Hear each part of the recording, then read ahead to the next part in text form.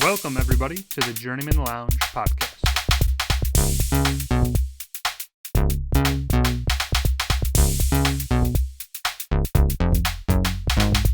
You better be praying to God because, you're 14 and losses in a row. You're going to need Jesus.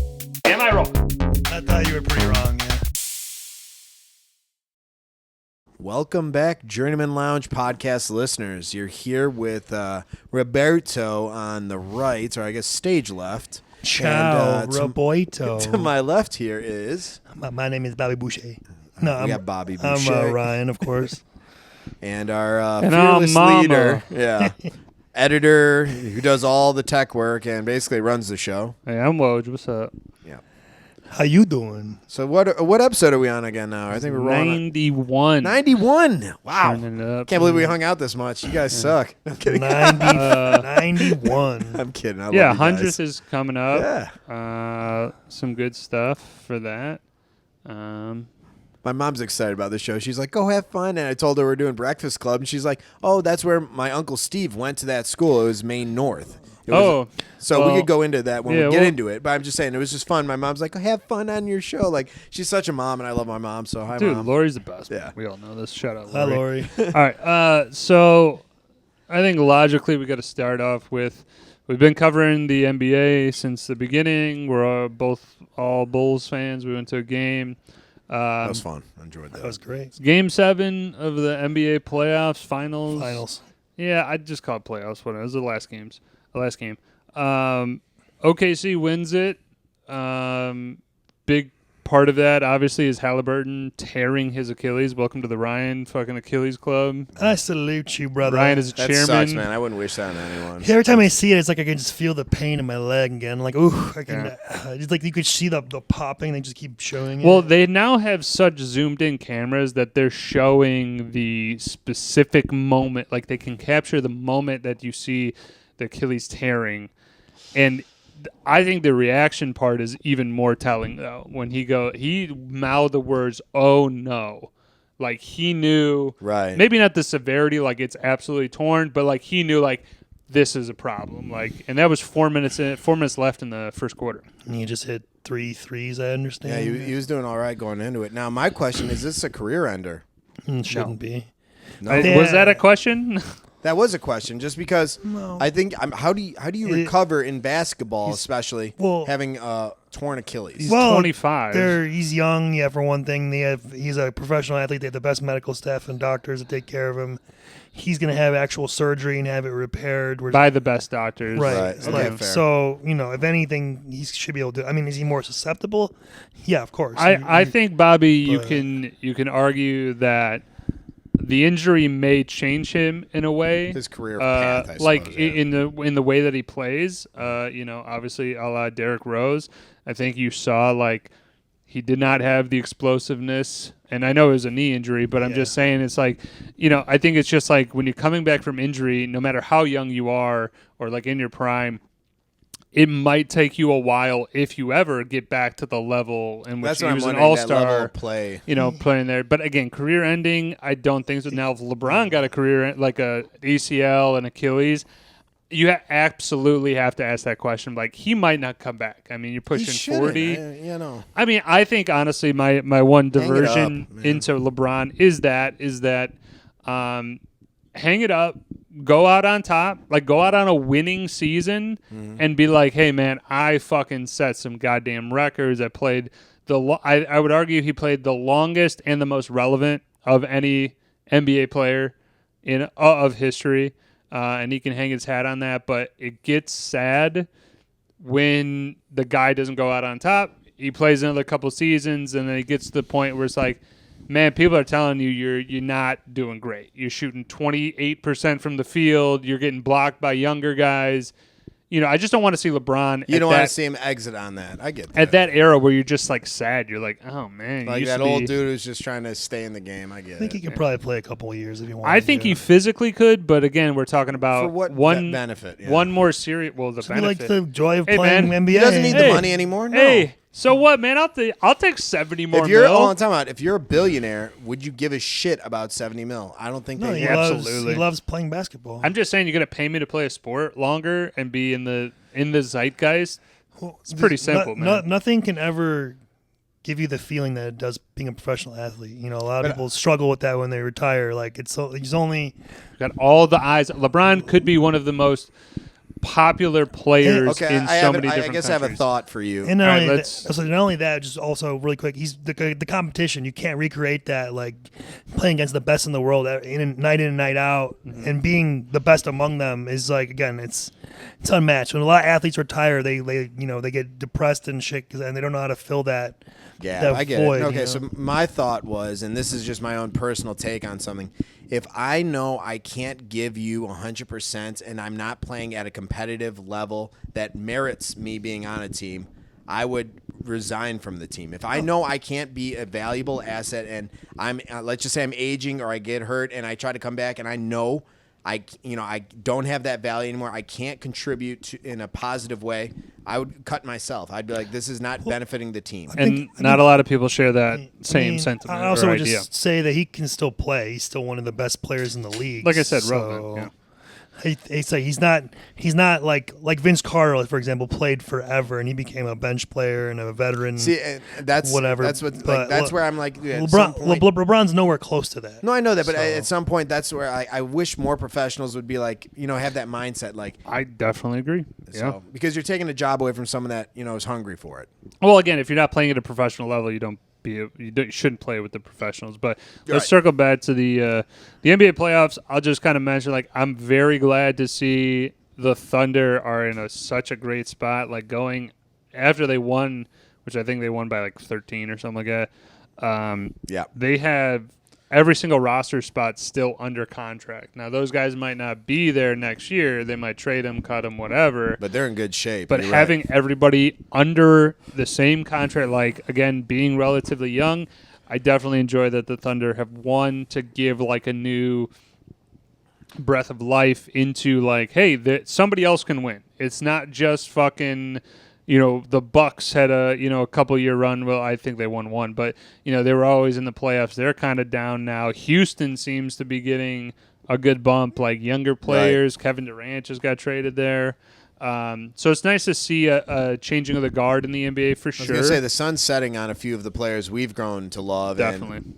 But it's a natural thing. Like, you need to exit gracefully and allow these new stars, time in the sun. Woj, I believe the last 5 or 7 seasons there's been a new champion every year. I think that's so. It's kind of actually been it's refreshing. Nice to see. Yeah, I mean there are still. It's not as bad with like super teams necessarily anymore, but I mean there are still some team ups obviously. But I feel like there are more all around the league where it's a little more like instead of 3 on one team, it's like 2 here, 2 here, 2 there. So it's a little more balanced. So I think that helps. Plus teams that draft well, like the Celtics and Thunder, obviously. Yeah, I would just say there's a lot of shakeups happening, especially with Boston kind of going down. Yeah. Jason Tatum also tore his Achilles. Like, there's just a lot of injuries that are shaking everything up. I'm honestly good on the Thunder. Like the NBA playoffs, as I said in this podcast. I want to get into the draft if we could. So I'm just saying. Last thoughts on the playoffs because again, I was kind of written them off. Okay, game win 7. I think if Haliburton stays healthy, they win game 7. Well, if they got a chance, I think for the Thunder still probably win because they're on their home. It's at least more of a toss-up. It's probably a closer game. But Haliburton had been playing, and he was hurt with the calf before that, which obviously led to the Achilles injury. But like, even had some bad games. But like, if he's playing well, he was doing fine. Well, I mean, look at it this way, man. He was your team leader in points per game, I believe. Siakam may have had him, but I believe points, assists. He was up there in rebounds, steals. Like, he's your guy that's giving you so much. Gives you opportunities. Yeah, for sure. It's very much like, hey, they just got a shot to the heart.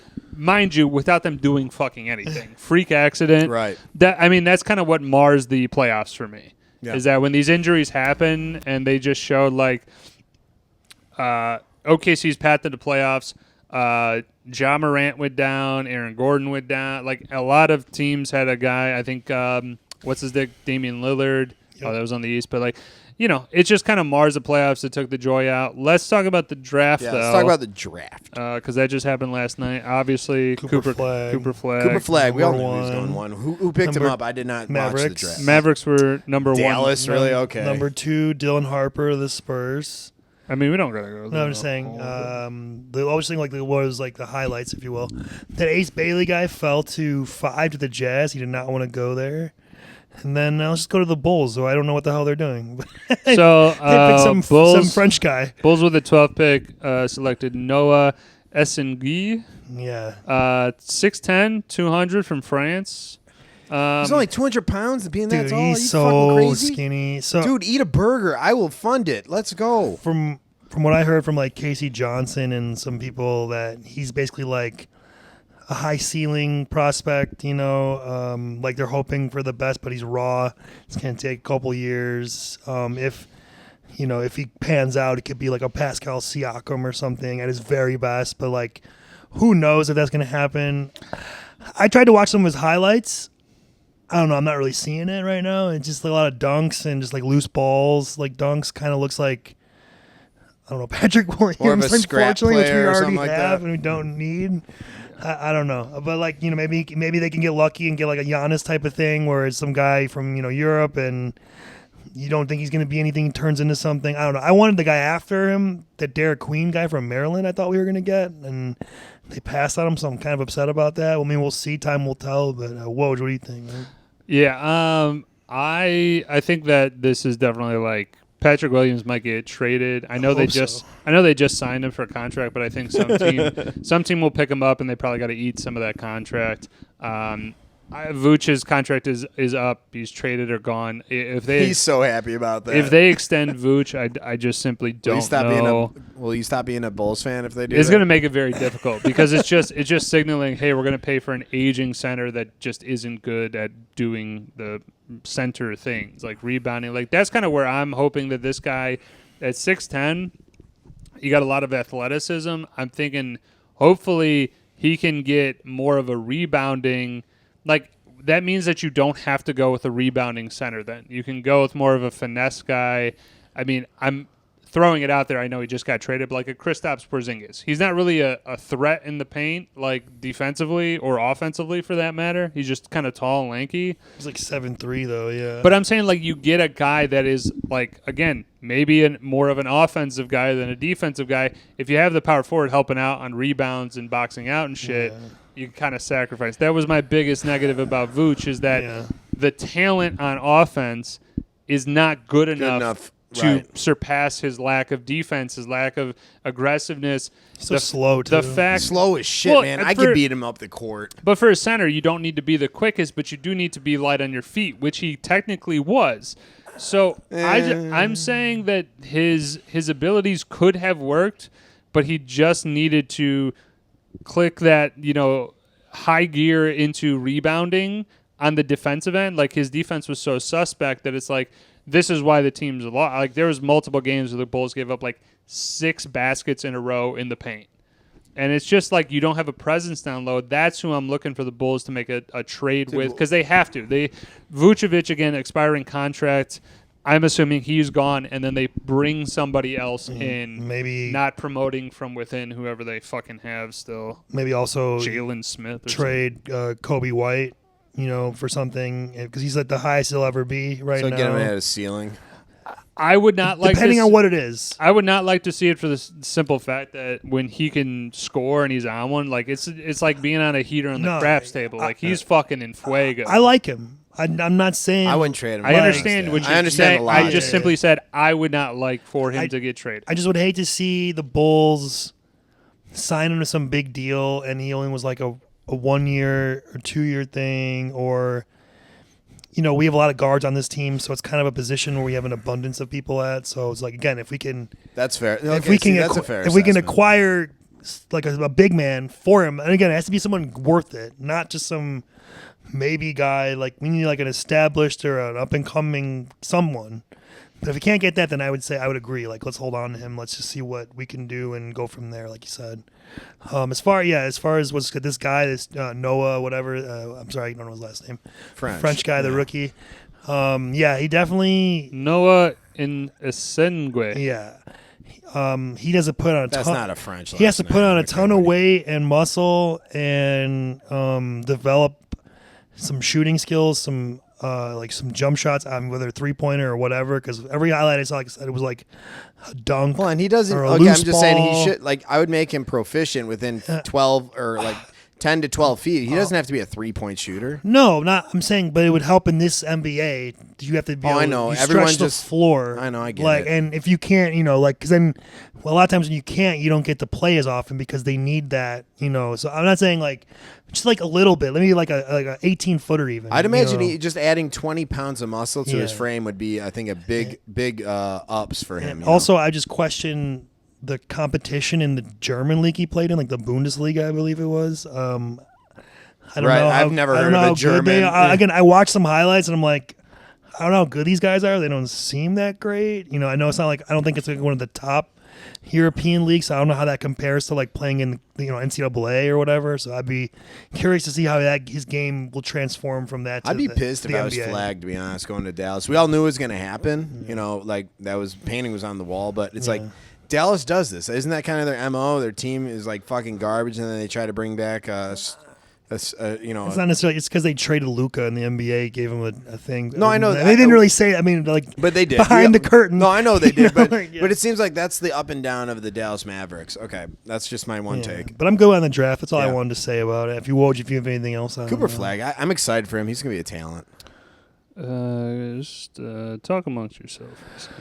All right. Just move on to the next category. Why don't I just talk about I went to the movies yesterday? Yeah. Let's talk about Dolby. that. So I went to see the new. I got a sneak early screening of the new Brad Pitt movie F1.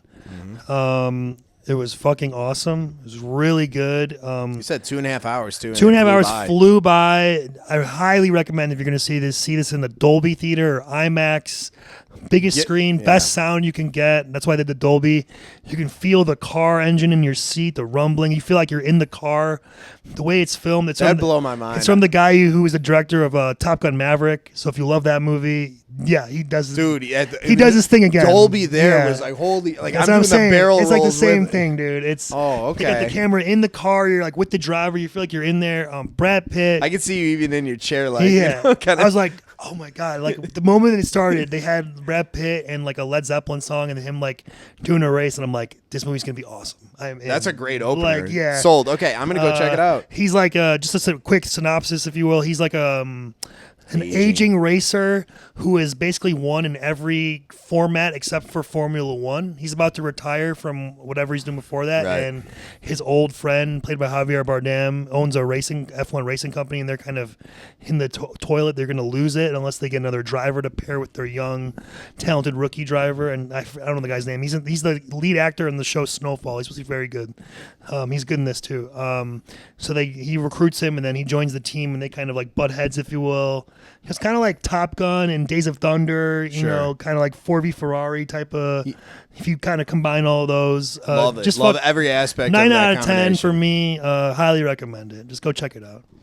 I wish I could be an owner, but you know how much in terms of just the tires that they go through in a Formula One Yeah, race? they talked about it in the movie many times. It's over 100,000 Yeah. in terms of tires, just tires to race, not even anything else. If I kicked a panel off that, I think that's like $250,000. You know. Yeah.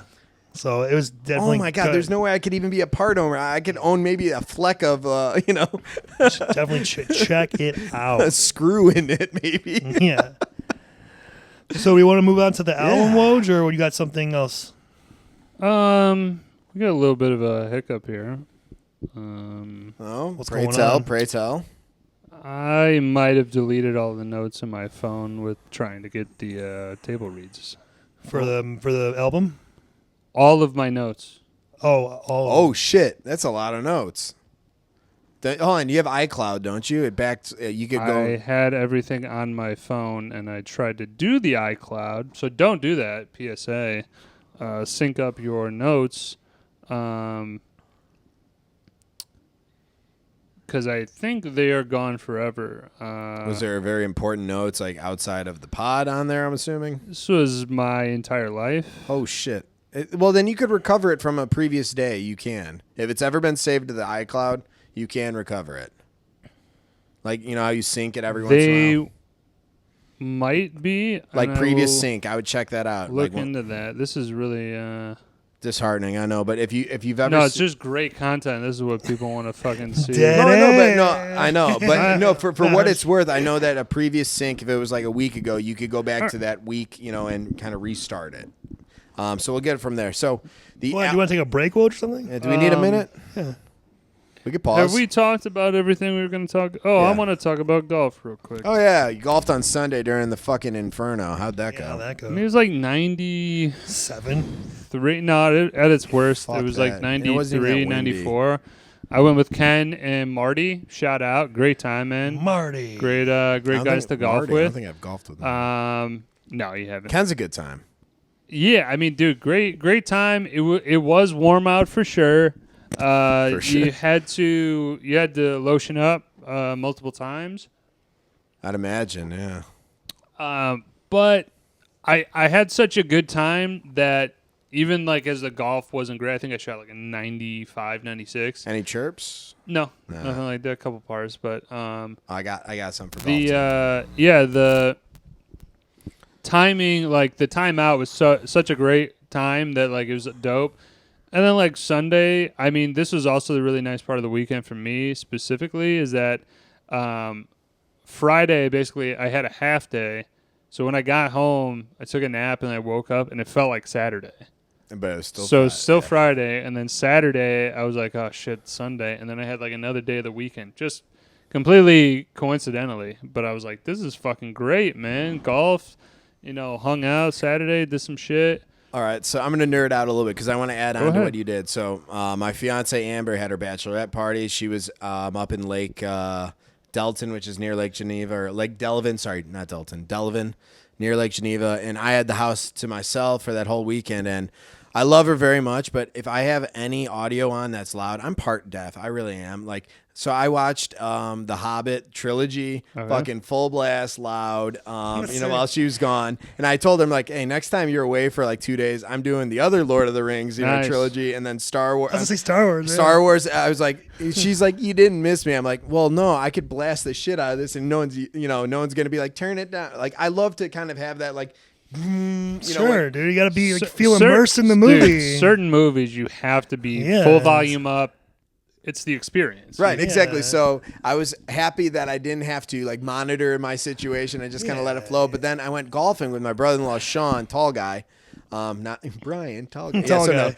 Tall guy. He went to Golf Club of Illinois, which is Algonquin, and it was his first time there. And I told him, it's not so much a challenging course. It's link style. There isn't too many trees. There's a little bit of water, but, a very manageable course. And we didn't go from tips. We were up one.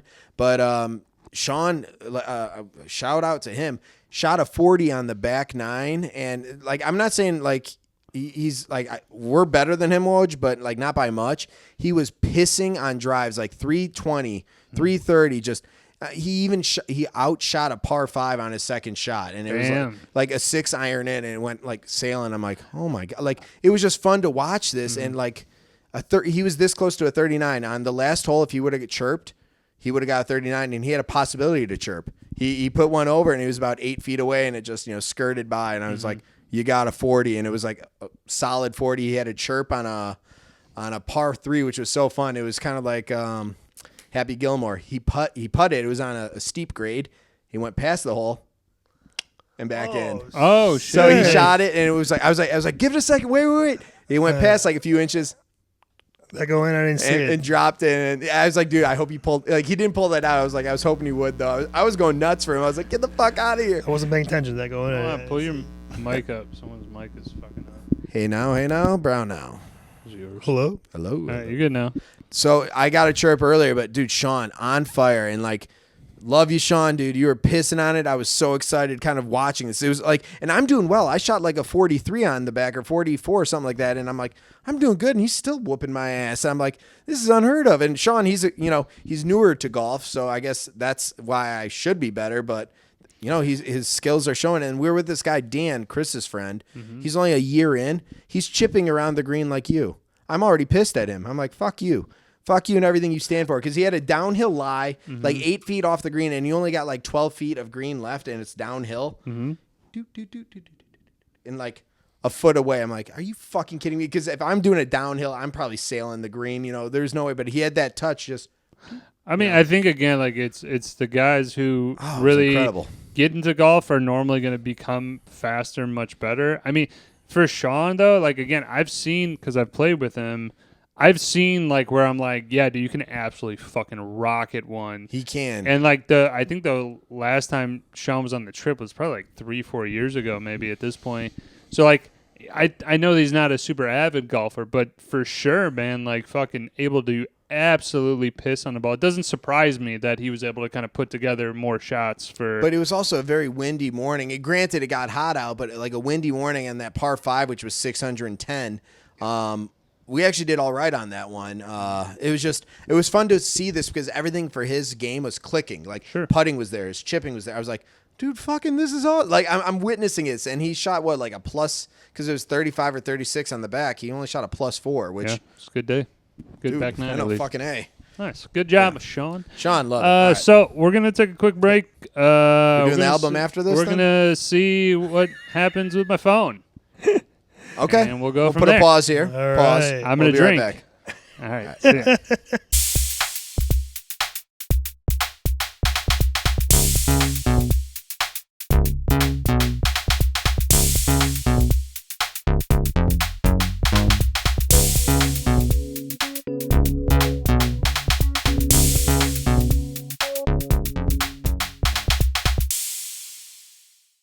Welcome to the Journeymen Lounge podcast. My notes are fucked. So Dude, I feel for you, man. We saw you stand out there. moving Like, on. yeah, So let's get into the album, review. which is Bobby's pick. Is a real home run, and that's not sarcasm. I like it. Home runs, finally for me. It's right up my home run space. I've been hitting bunts and singles for so long. It's just Well, Corn. If anything, Corn was a foul out. Oh, no, Corn was a strikeout. I understand. And that's a looking strikeout. Backwards, K. Oh, that's, Corn too. Go figure. All right.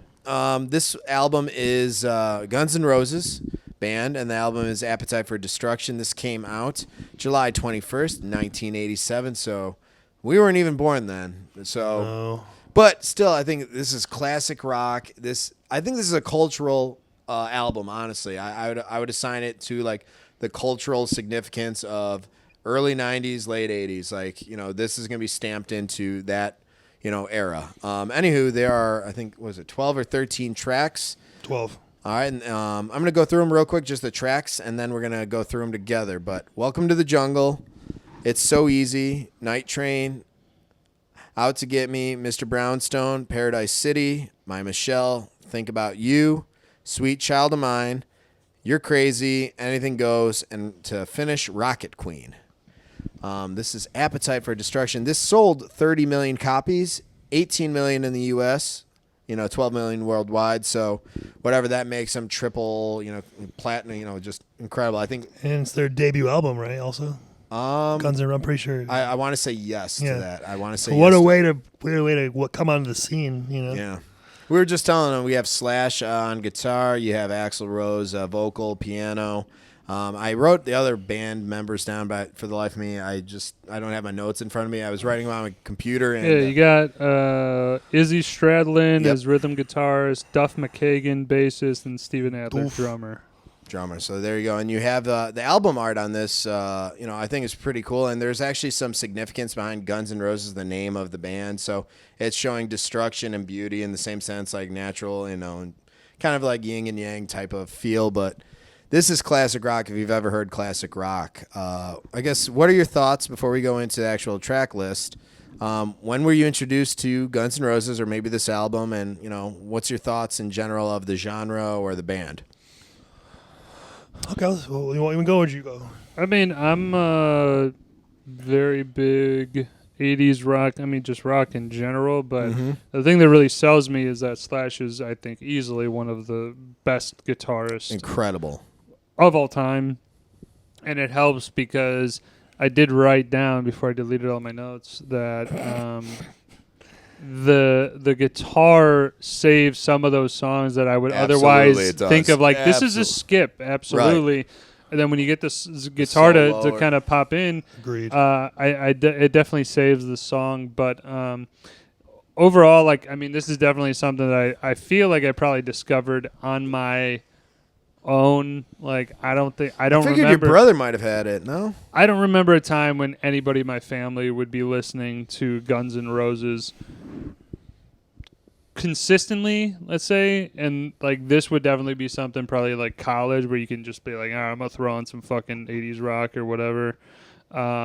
That's probably about like the time that I discovered. But again, anything that has this guitar, I mean, from really starting in the 70s all the way to, I mean, few and far between now, but I'm an Axe man for sure. Oh, and Slash does it. I think one of the best. So yeah. I slap some bass and Slapping the bass. I knew someone was gonna. You get that piano in your house, Bobby. Do you play? No, I'm just kidding. Believe it or not, I don't play. My sister does. I suck. I can't play a musical instrument to save my soul. Anyway, back to not quoting. Yeah. I love you, man. I know. I like you. For me, as far as experience with the band, I probably have heard him with my dad. Honestly, like when I was growing up. My parents, I had a good balance where my mom would want to be cool and listen to newer stuff. Okay. So we like growing up in the 90s, we'd listen to the 90s stuff, and then the 2000s, we would listen to like Casey Kasem's Hot 100, every Sunday. TRL or like. Yeah, and she'd want to be cool, so we listen to like the stuff I liked, like, boy band, pop, rock, whatever. But then my dad would always be like, it's my car. My music. Oh, yeah, I understand. So he'd play like older stuff like 70s, 60s, 70s, 80s. Okay. And at the time, I didn't always appreciate it, but afterwards, I'm very happy because now it's like all I listen to is like 60s, 70s, 80s rock, pop. I love to hear that, man. I really do. Yeah, so like, I liked some back then, but some of them I'm like, I can't listen to Backstreet Boys or whatever. It's like, but now it's like, fuck that. Like, I'm so glad that I listen to these other bands. As far as like 80s rock, like I love rock music, classic rock, but I told you guys before, 80s like hair metal rock is like my least favorite of this is definitely of the genre. Hair metal. But I will say Guns N' Roses is among the better of the versions of bands that I would like to listen to. So I really did enjoy listening to this album. It was not a chore at any means. I might not like it as much as you two, sure, but I did like it. Like, and I'm going to echo what Woj said. Slash on every song makes the song. Like, if it's not even a good song, like he has a solo or just the backing or guitar riff, or whatever. Like, it's very good, and they got a good sound. So I did enjoy it, although except this is not necessarily my bag baby, but So I remember, just for my own exposure to this, I remember when I was young, I had an older sister, but she wasn't really into this type of rock. But I remember going to the mall and I saw this, this CD sitting there, and I've heard about it. The name came up, and I want to say I was probably just out of maybe grade school or just like 6th grade, something like that. But 12. Yeah, something like that. And it's like it existed still at that time. And I was like, oh, this is cool. I ended up getting that album, and me and my brother listened to it probably, front to back a few times.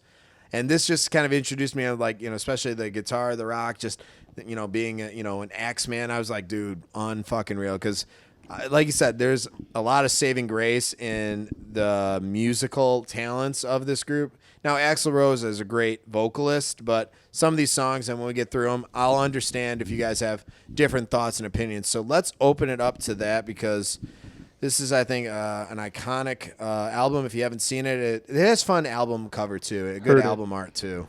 So you said seen it.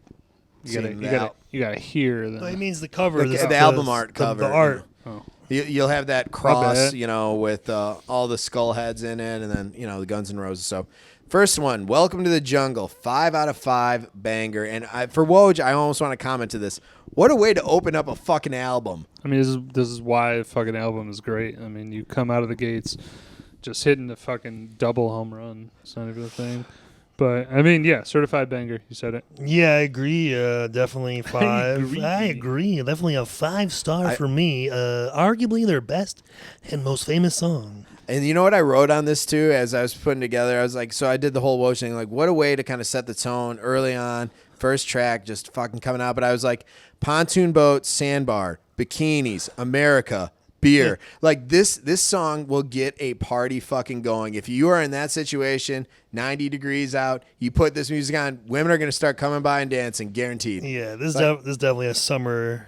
And I was like, jam. Pit Vipers, I put that on there too. You got to throw your Pit Vipers definitely, on. I agree with the whole, this is like Woj's thing with the whole, placement of the order of the songs. Right, with vibe and not only does it sound like a good opener, but the song name "Welcome to the Jungle" literally welcoming you to our band, to our album, to our sound. Like, perfect way to start it off. So next one, so that's a banger. It's So Easy. Now, there is a music video for this, or maybe there was a video that I watched on YouTube for this. I think, like, to Woj's point, there's great instrumentals on this, great solos, but this one I only put 3.5 out of 5. I think that Axl Rose and his voice kind of helps out and brings it along, but I found the refrain to be just upsetting.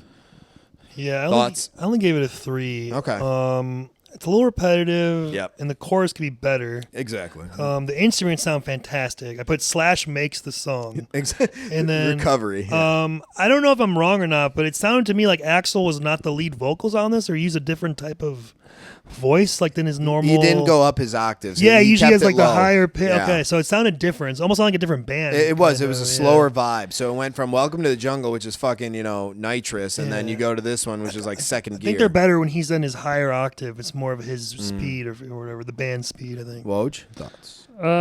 Yeah, I think it was a bit on the repetitive side, but again, still a solid listen. 3.5. Cool. Next one, Night Train. This Night one Rain. And it's a run-on word the way that they it wrote it. But I gave this one 2.5 to 3 out of 5. It's decent. It kind of follows their style, but it didn't make me want to pop it back on again. Actually, I'm the absolute opposite. Yeah, really. I thought this was one of the gems, diamonds in the rough of this album. Like, for sure, a 4 or 4.5. But it is, again, it's kind of a tough thing because the certified bangers on this album are just upper echelon. So great that this is just one that definitely kind of falls in the middle. And then there's a couple, I think, on the back half that are a little bit on the lower tier for me. Agreed. But again, I still, this was a one that I didn't really know. And now, I'm not mad if somebody puts it on. Yeah, Okay. I also agree with Woj. I got a 4 for this one. It's like up-tempo. It's got the great guitar and it's got a great guitar solo in the middle and then one at the end to close out the song. And it's got great drumming in it. Yeah, I give it a 4. I liked it. You know what? I'll say this: in most of their songs, they have those, rooms for solo. They have like 4-minute tracks. They usually try to push it a little bit. There's a few 3.5 minuters, but I like the fact that they go longer. So there's more ballads, there's more solos. So it's pretty cool. Now, next one, Out to Get Me. I thought this one was great. I gave it a 4 out of 5, which I'm nervous that you guys went the opposite direction. So I mean, it's middle of the road. It's okay. not. I think at 2.5, I'm right down the middle where it's like, it's again, guitar and instrumentals are definitely the key to me enjoying the song. It's not a skip, but there's a lot of other. And this is what I will also say is that beside It's So Easy, for me. And when we get to the last two of the first side, which I do love, they named it G and R side instead of A, B. I love that. And I think it's because the Griffin Records was the Guns N' Roses. Guns N' Roses, but also, I guess that ties into Records, Geffen. Yeah, sorry. But I'm just saying, if you take out It's So Easy for me, it literally is like certified banger, great song, great song, certified banger. Like, it has a great fucking like nice crescendo there. Good word. But again, like to me, that's kind of the lowest point for me of the side G, side A. Yeah, I think it's decent. I gave it a 3.5, like less than the other one. Again, Slash is killing it. I thought the chorus is decent, could be better. I like the beginning with the drum and the guitar. Yeah, the drums trading riffs off or whatever.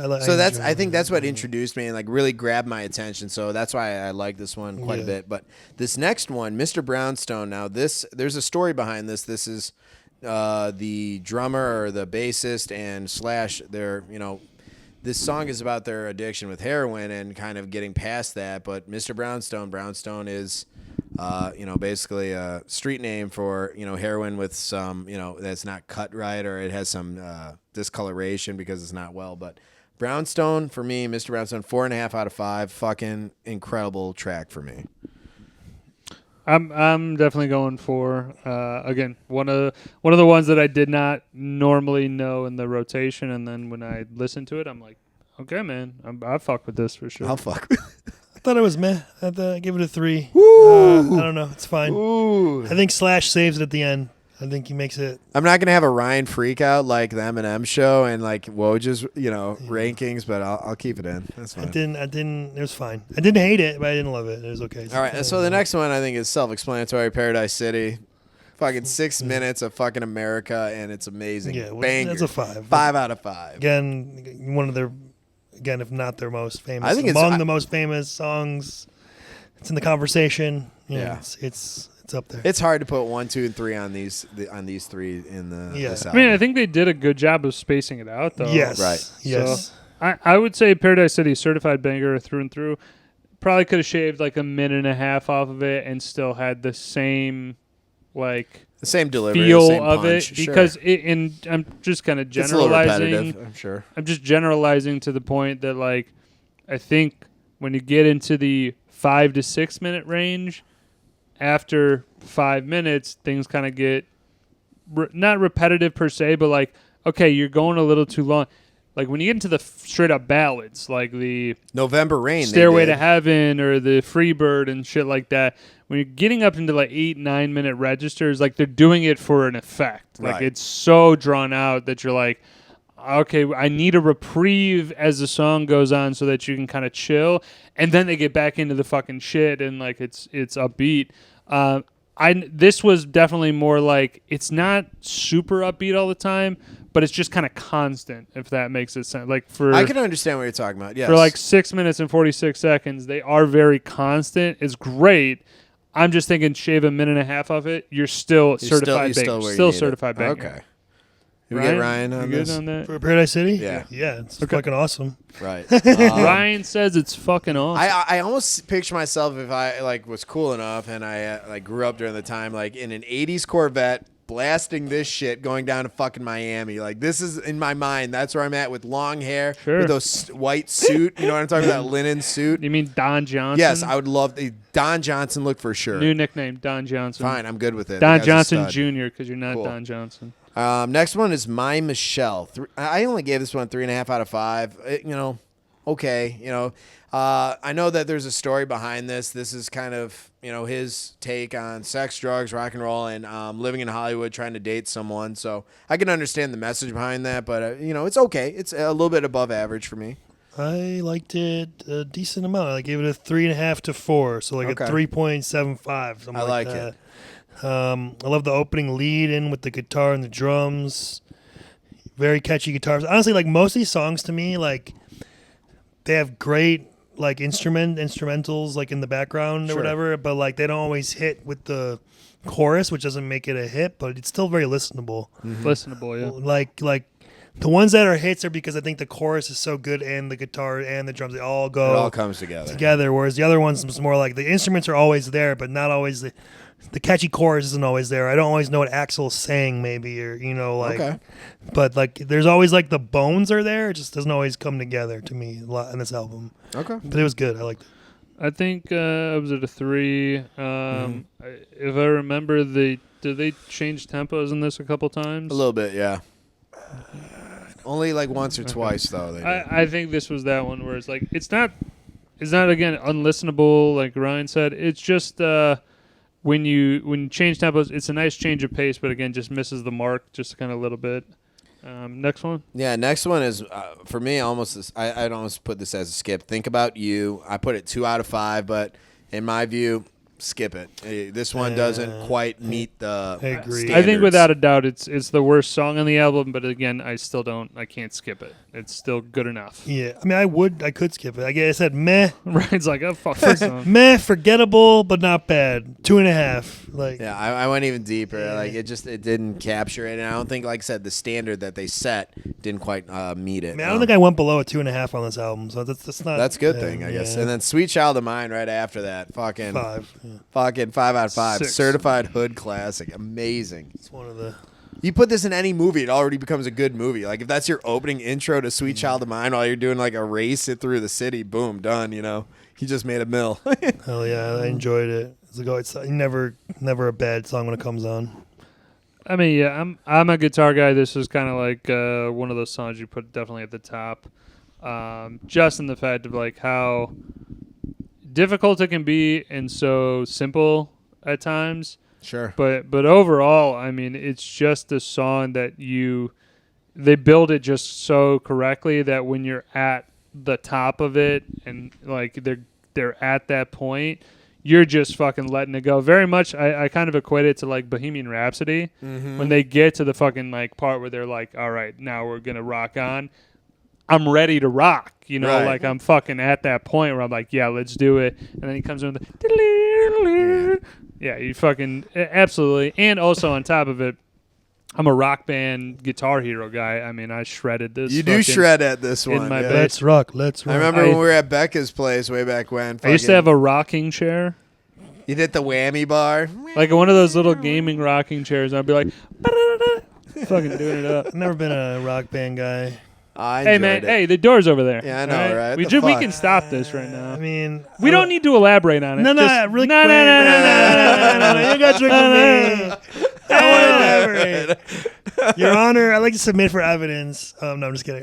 You also don't like a lot of American things, like you kind of like shitty things. No, so I would rather play a different game, like a sports game, and just listen to music. I don't have to play a fake guitar. Whoa! A lot of our confidence Fake. was driven by being good at that. Motherfucker. All right, going on from this one, just so we avoid stabbing him.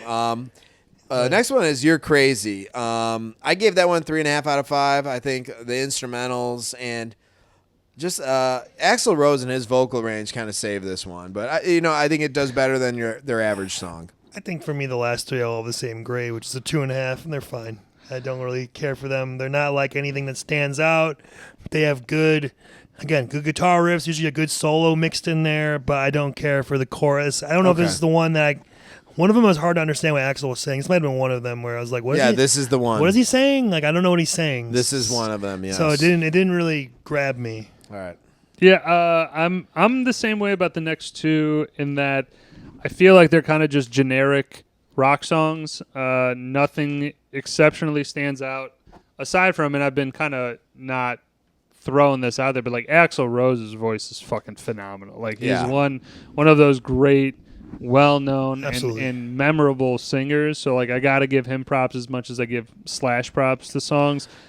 So again, he saves those two from definitely being skippable, but I am lumping both of those kind of in. No, that's fair. 2.5, 3. What I wrote with Anything Goes is 3 out of 5, and this is just a fucking song. This is something that you put on, basically walking in the bedroom with a chick.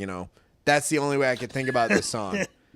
Honestly, like it is like pre-intercourse. It's like Chris Webber from Sacramento Kings fucking wrote it. Don't know that one. What's the story behind that? I don't know that. His name is... his name of the producer's Chris Weber. It's not... Is it fucking joke, no, I man? know. I'm sorry, I didn't connect the dots. Look at this guy. No, because I saw that earlier, and I was like... I'm going to say the joke. I didn't get it. Well, it went right over my head. I didn't explain it to him. Thank you. No, then he's not cerebral enough, okay? Oh, okay. So that's what it comes down. Okay, and then you got a big-ass head, too. Well, keep it up. Keep it up. I'll throw your 6'4" ass from this third-story balcony. And I'll land on Watch my feet yourself. like a cat. They call me like a cat. They call me Whisker. You'd be at the emergency room just mid-flight. You'd get injured on the way down somehow. You tosses. Last one, Rocket Queen. Now this, I put 4 out of 5. I know you guys feel different on it, but this one, there's a little bit more connection. This is about someone that Axl, one of the bandmates knew, and she wanted to create a band and be called, have them called Rocket Queen. But there is a little bit of back and forth. There's a message in it, so I'm more lyrically inclined on this one. Sure. That kind of bumps it for me. So okay, Brian. I already said this is 2.5 for the rest of them. Oh, okay. Kind of the same. These all kind of blend together for me, where it's like they have a good, somewhat of a good structure with the music, the instruments, but I don't care for the singing parts as much, the chorus and such.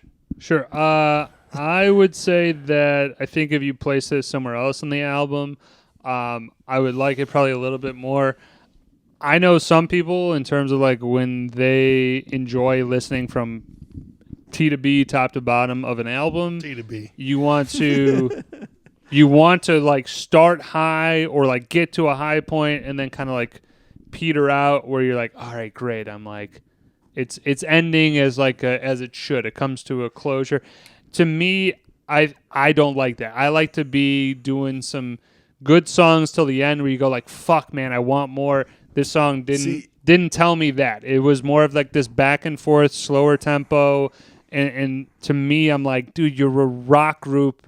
You got 3 bangers on the song. If you put in a 4th one where you're like high octane going at it, I think you said nitrous before, like I would have been so much more on board. I'm giving it like a 2. Okay, but one thing I was thinking of, definitely for more on you, and then we'll end this, is put "Sweet Child of Mine" at the very last track, because how they finish that that song, they're like, that's how they finish it. Like that'd be a cool way to fucking end the album. I was looking at my Spotify on the way here, finishing it up, the last 3, and it ended with the one that was on the neck. I don't know their other albums, and I thought it was on this album. Like, right, what a way! Alternate. What a way to end it! But it was different. It was the one from T2. Yes. You Could Be Mine. I was like, I fucking love this song. It's from T2. I'm like, oh wait, that's not the right. No, song. Great song, but yeah, it was like an alternate. They could have ended on that if they would have been invented at the time. Fine, you know what? For that, we'll give you. That would have been sick. But special, special accommodation for it. All right, and I'm done with my album. I hope you guys liked Guns N' Roses, Appetite for Destruction.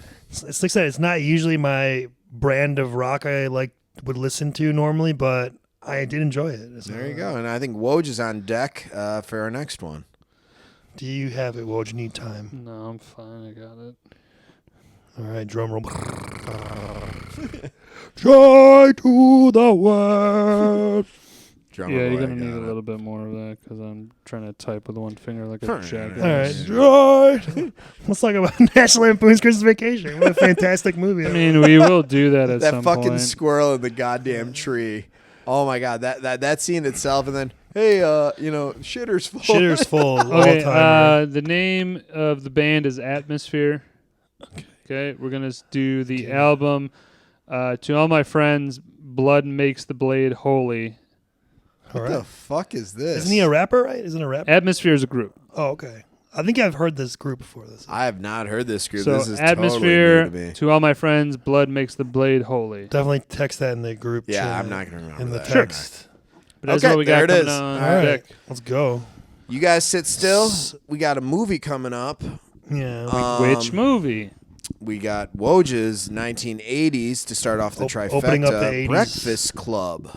John Hughes. 85. 16 Candles, John Hughes? The very same. For the next 45 minutes, you're ours. We got you. 45. I don't know. Whatever Woj needs. Ballpark, yeah. Half hour. Whatever he needs. Sit tight.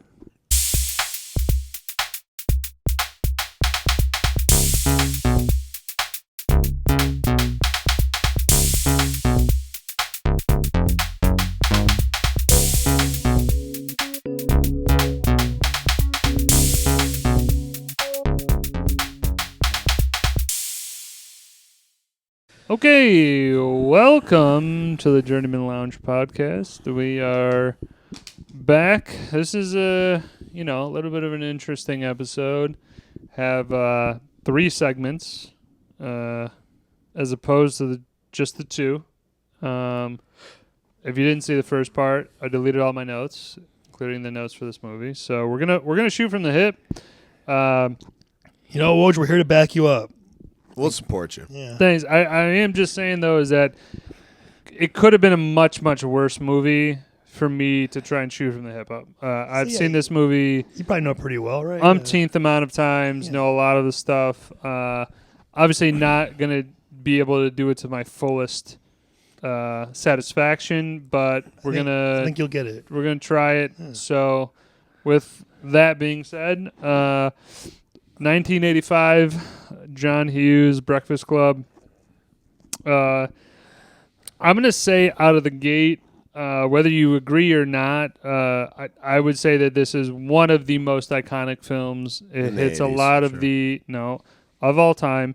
It hits probably on the top 100 films list. I would agree. I would think that it's not going to be fucking top 10, but I think it's iconic enough that in the 80s, this is a extremely popular movie. And that being said, I will also throw out, John Hughes is, we did Uncle Buck? No. He did Uncle Buck. Yeah, I did Uncle Buck. He did Uncle Buck, but And he did Planes, Trains, and Automobiles. Right, but we have not Fucking love that done one. Home Alone yet, right? That's Christopher Columbus directed it. John Hughes wrote it. Right? Yeah. Okay. We have Sorry. not. But I'm just saying we've dipped our toes into John Hughes. We've obviously stated how fucking I think important he is to not only our childhood, but like definitely movies in that era for sure. I mean, he just was all over everything, based in the whether Midwest, writing too, or which, directing. And I think that's also something to just point out of like why it hits home. Now, this is set in Shermer, Illinois, which is not It's a fake town. a real town. The real high school But is it's filmed at in Des Plaines, Maine North. So High it's School. North. My uncle went there. Nice. I have a bunch of people that I know that were like, yeah, I went to that high school. And Joe's did all that father. stuff. Right. Okay, Steve. Yeah, shout out. But like I said, I think that's also a point of why these movies hit home for us for sure. But that being said, again, I love this movie. That's why I chose it. But I'm going to turn it to Ryan and Bobby here because they are not so in love with this movie. So, Ryan, I'll let you start on All right. your feelings about the movie in general. I love John Hughes, let me just say. And I Agreed. know that this is on his Hall of Fame plaque, if you will. You know, Mount Rushmore top of five. movies. this is one of his most iconic movies. If people think of John Hughes, they probably might think of this one.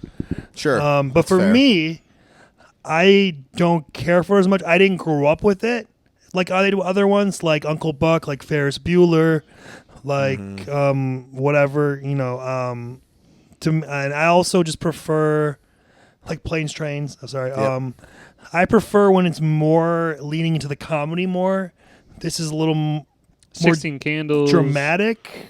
I mean, it's got some comedy, like somewhat. Right, no, there is. But it's not as like It's not not the John basis. Candy. It's not Steve Martin. It's not the foundation of the it's movie. not. yeah. So like, I prefer the more funny, lighthearted Johnny's with maybe a touch of feeling or you know Like seriousness. like Planes, Trains, and Automobiles. Right, like where there's it's like kind of serious. Uncle at the end. Buck, where like they're at the end, like he's like realized he's a bad guy. He could be a better uncle, and Right. But it's not the whole movie, Right. Where it's mostly joke, and there's sentimentality in all his movies. Like Yeah. it's a real feel. That's what I do like It's about feel-goods, yeah. about this. It does, you know, has something to say. If you, I think I would also just like it more if I had grown up seeing it, or maybe when I had seen it, I saw it when I was in high school and not when I was like 30, you know, or whatever. You saw it recently. Yeah, I said last like 5 years. I probably the first Okay. time I saw it, and then I just watched it again. It's probably my second time. I mean, I'd seen clips and stuff before, Okay. but never like all the way through. Just Sure. a few times, T2B. three times. I think it's a little overrated. Personally, I don't think it's bad, but it's not. Again, it's not my necessarily John Hughes cup of tea, if you will, for me. Okay. Bobby? Okay. Like I said, big John Hughes fan.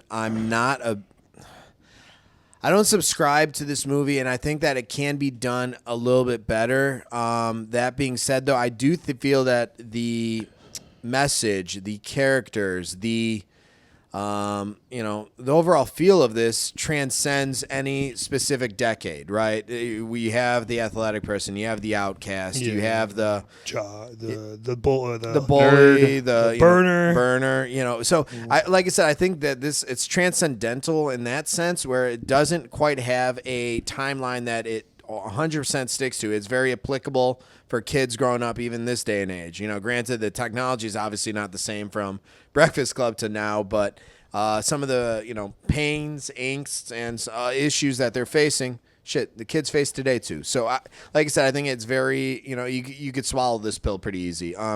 Now, could this movie have been better? I guess my first take, and I'm not going to go into picky nits yet, but if they create more edits, if you're able to edit out some of the movie or change some of the scenes, I really feel that the cohesion could have been better. I'm going to leave it at that for right now. But like I said, I walked into this as openly as I could. I now do have a little disdain, sure, but like I said, I was trying to really be objective on this. Well, I would hope that you are, because that's how you should go into any movie.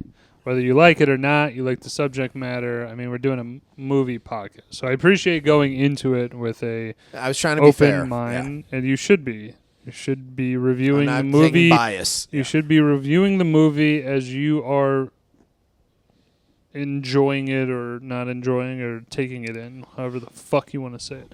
All right, moving on. Synopsis is Saturday school. We've all been there, right? No, I haven't. I've been there. It's good stuff. Was those goody two shoes? I'm just kidding. No, I had after school. I don't think it was Saturday, but yeah, I got a Saturday school for sure. So Danny definitely did. My brother, yeah. But Saturday school at a high school, you have these 5 main characters, and I'll just kind of run through them with their character, with their actor name. You had Emilio Estevez as Andrew Clark, the bully or the jock kind of guy. Yeah. Judd Nelson as John Bender, the burnout. Molly Ringwald as Claire Standish, the preppy popular girl. Chick, yeah. Ali Sheedy is Allison Reynolds, which I think she's just kind of in left field. She's just like outcast. Weird girl. Weird yeah, artsy girl. Yeah. No friends, just on her own island. And then you had Anthony Michael Hall as Brian Johnson.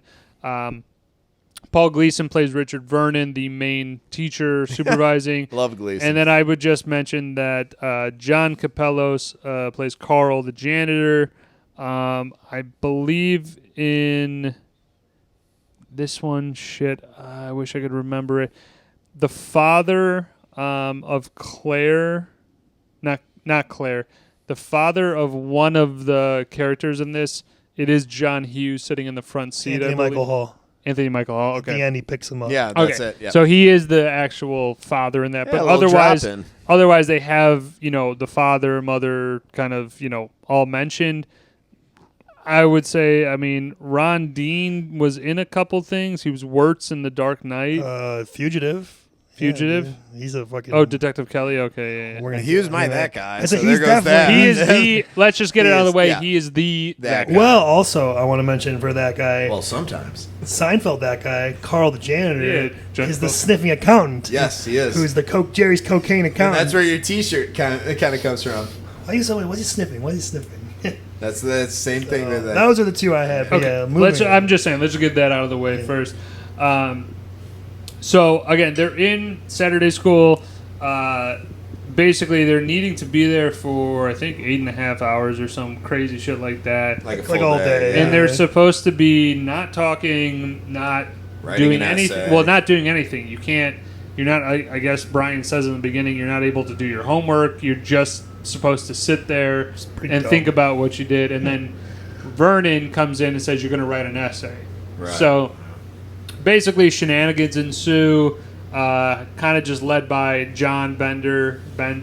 He's the guy that's really just pushing the envelope. He's getting everything popping between going to his locker and getting weed and, just making a chicanery mess of the... Good words. Poking the bear, everybody's bear. Constantly, constantly starting some shit. So that kind of happens, and I would just say generally, as, again, a heartwarming movie does, you have the teens kind of bring down their walls and then start to, become a group. At the end of the movie, everybody's friends now, and... Yeah. We'll talk about that after. I can relate to you, and you can relate to me, and we have the same problems, or... everybody is just, feeling, okay, we Look at all this did... negative Nancy. Well, we all... I'm saying that's what happened. Yeah. I'm just saying, they all know, hey, you guys did something to get in here. Right. Except Allison Reynolds. She just came for fun. Came like a fucking psychopath. But, again, that's her type of person. So she might have been in trouble. We actually never know. She was a compulsive liar. So we really don't know. All right, we'll circle that as a soon point. Let's start with scenes. I'll just generalize that. Anything with Vernon and Bender, the back and forth, and clearly Vernon's trying to be tough love, not even love, but just tough on him. And Bender's just dude, go fuck yourself. I like that dynamic a lot. So any scene with them, we'll do a table read in a little bit. And then also, definitely as, I don't know if you guys have ever done this, but running through the halls of high school. Yeah. Dude, when nobody's in there, it's fucking so fun. It is. It's weird. It's weird but fun. We did it at our tennis meets. We used to when we were done playing, some of us would just go run around and check out the other schools, see what was up. I don't know. It was fun. No, I get it. It's cool. 2-second pause. Yeah. And we're back. And we're back. There we go. Hey. All right. Okay, So what do you think of technology, Woj? Fuck you. How has it impacted your life? I'm gonna fucking throw something. This is great. Hit me with some scenes, man. Hit me with some scenes. I mean, yeah, you kind of said, well, it's like Bender. I mean, specifically, you got Bender in the beginning versus Emilio. He's kind of giving him shit about, oh, you're Mr. Jock, like and then they almost get in a fight. I actually love that scene where they're like confronting each other, like, "Hey, if I wasn't in here, your ass would be grass." And then it's like, you don't want to do this, man. He's like, why? It's like, because I'd kill you. Yeah. And your parents would sue me and I'd go to jail. Yeah. Dude, fuck Judd Nelson pulling a switchblade. That's a pussy move. Y'all got him also giving shit to Molly Ringwald as well. Like he asked Emilio, he's like, he's slipping her the hot beef injection. That was pretty funny. Bender in between Molly Ringwald's, like when he's hiding out. Oh, and their panties are and I thought that was funny. Like him escaping from the closet, which what a fucking psycho, locking a kid in a fucking storage closet, because he's acting up. But quick little thing, the drawing with the dandruff snow. Yeah, that was from gross. Ali Shee's character. Like the lunchtime scene with all the different meals. I like seeing all. Yeah, Emilio's eating. He's got so much food. He's got like 6,000 banana, calories. an orange, a sandwich, 3 sandwiches, and then donuts, like a bag. Claire's of got sushi. Brian's got like a soup and something, and Bender's like, "What's for lunch today?" or whatever. And he starts. I'm sure at the table you also had where he's gonna talk about his family life or whatever. Yes. That's pretty funny. When they sneak out and grab the weed. And then Bender sacrifices himself, getting caught in the gym shooting hoops. To lure him trying to get me a there, scholarship. That's funny, I thought. The vice principal busts him. He left his shoe in there. Did anyone else notice that? I did notice that. It was like a different shoe also. It looked like. Yeah, we'll talk about that. I didn't get that part. Yeah, I didn't get it either. When we keep going, or you want to? No, I keep going. They all get high in the library. That was fucking great. I'll just mention that the views of that library and like common room, whatever it is, I mean, it's utterly insane because like we were all used to like Schomburg's library is like one floor and it's just basically like a few stacks and it's some like computers. Here's the library, right? When you go into this, it's a real high school.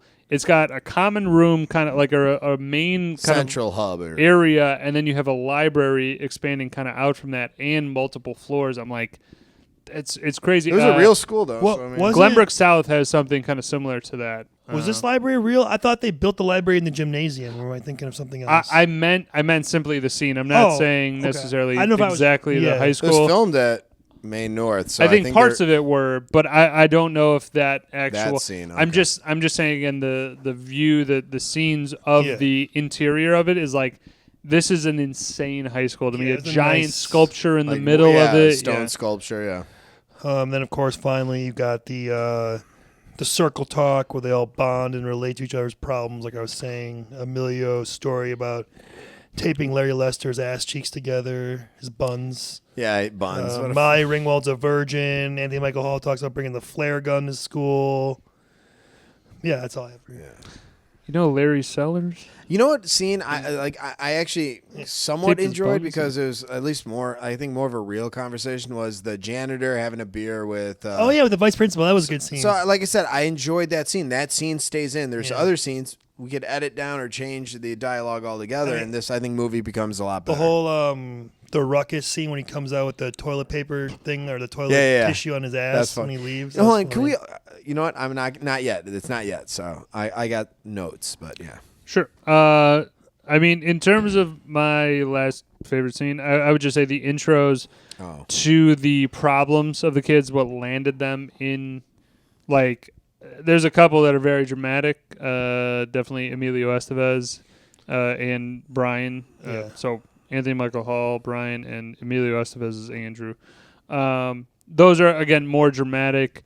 The other ones are kind of like, whatever, but at least is kind of like giving you a piece of the puzzle of like, okay, this is why they're in there. Well, yeah. I was going to say, they didn't say what they did without saying like subtext, but clearly Bender has a terrible home life, so I'm thinking he's getting in trouble to not be at home. Yeah. That could be it. As bad as being in school and detention is, He'd rather the way take he sounds, that, yeah. his life getting cigar burns, and that his dad's a complete psycho. I'm sure being at school is a break, so he Right, because at least he's a high... doing anything he can to get in trouble, at that point. No, but he also has a higher rank. It's not like people are going to step to him, too. So Sure, yeah, and he's like, no one's going to fuck with him, exactly. Yeah. All right, moving on. Excuse me. Kind of already, we did the that guy right away because it lent itself to do that. I would just give me a ranking of just the top of the person that you enjoy the most of the 5. Vernon's great. We all know this, but... Of the the 5 students, yeah. I like Brian. Brian, okay. Brian and Judd Nelson. Well, we're talking about one. Okay, sorry. Well, I'll go Brian then. Sure. Okay. Because he's just kind of funny and like innocent but stupid, but like I don't know, like believable. Like he actually looks like he's a 16-year-old because he was a 16-year-old when they filmed the movie. His made sense. I don't know. He's funny. Like Judd Nelson has like clearly the role of the movie. Like he gets the most to work with.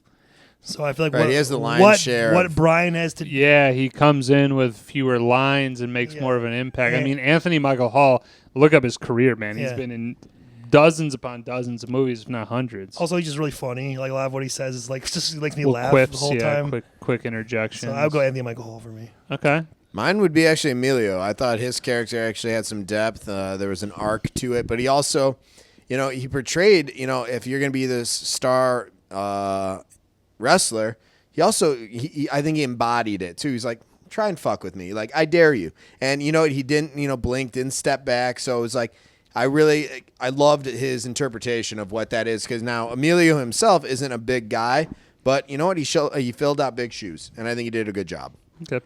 I mean, I got to go with Bender. I think it's Judd Nelson. One of the more iconic characters. Sure. That, and again, just in the back and forth with Vernon is like, I think it's a great singular role for him. But again, like I'm not saying like, oh my God, Judd Nelson is a phenomenal actor. I think it just fit well at the time. Mm-hmm. Fit right into line of like, hey, it's a great character for you to play. He's definitely like the straw that stirs the drink in this movie. Yeah, absolutely. Good one. Yeah. Okay, do you guys have any recasting of? Not really. I mean, no, I think it was casted fine. I mean, there's not that many roles in it. I think they all do their part. Yeah, I like the small cast. I think it.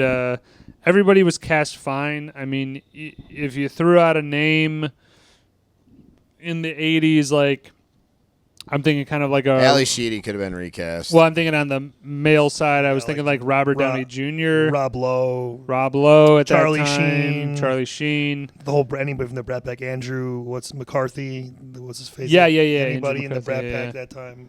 On the female side, like think of who's in like Weird Science. Like you could have inserted one of the very attractive like girls of the 80s, but unfortunately they weren't the greatest actresses. Well, depends. Some of them were probably too old, like Demi Moore, but she's kind of older. Oh no! She's a little too old, as I say. No, I know you got to find someone that would actually hit like a high school age, and that's probably the issue that we're. Yeah. I'm saying the only person I'd read cast is Ali Sheedy, but like I said, I'm not sure it would be a good fit outside. I don't have the depth. Yeah, I don't know, man.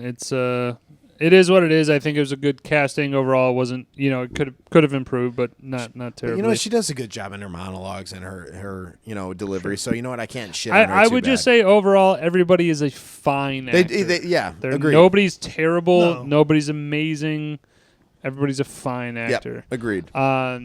Let's move into the soundtrack here real quick. Oh, here we go. I think... Ryan, you want to list them off? Or? Well, I mean, I don't have them live. The obvious Don't You Forget About Me by Simple Minds, which they created just for this movie.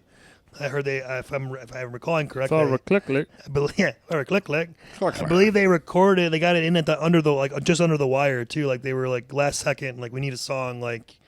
They made this song in like a week or something, or a few days. I don't remember, but musicians, man. And then it became like their biggest hit of all right, time. Yeah.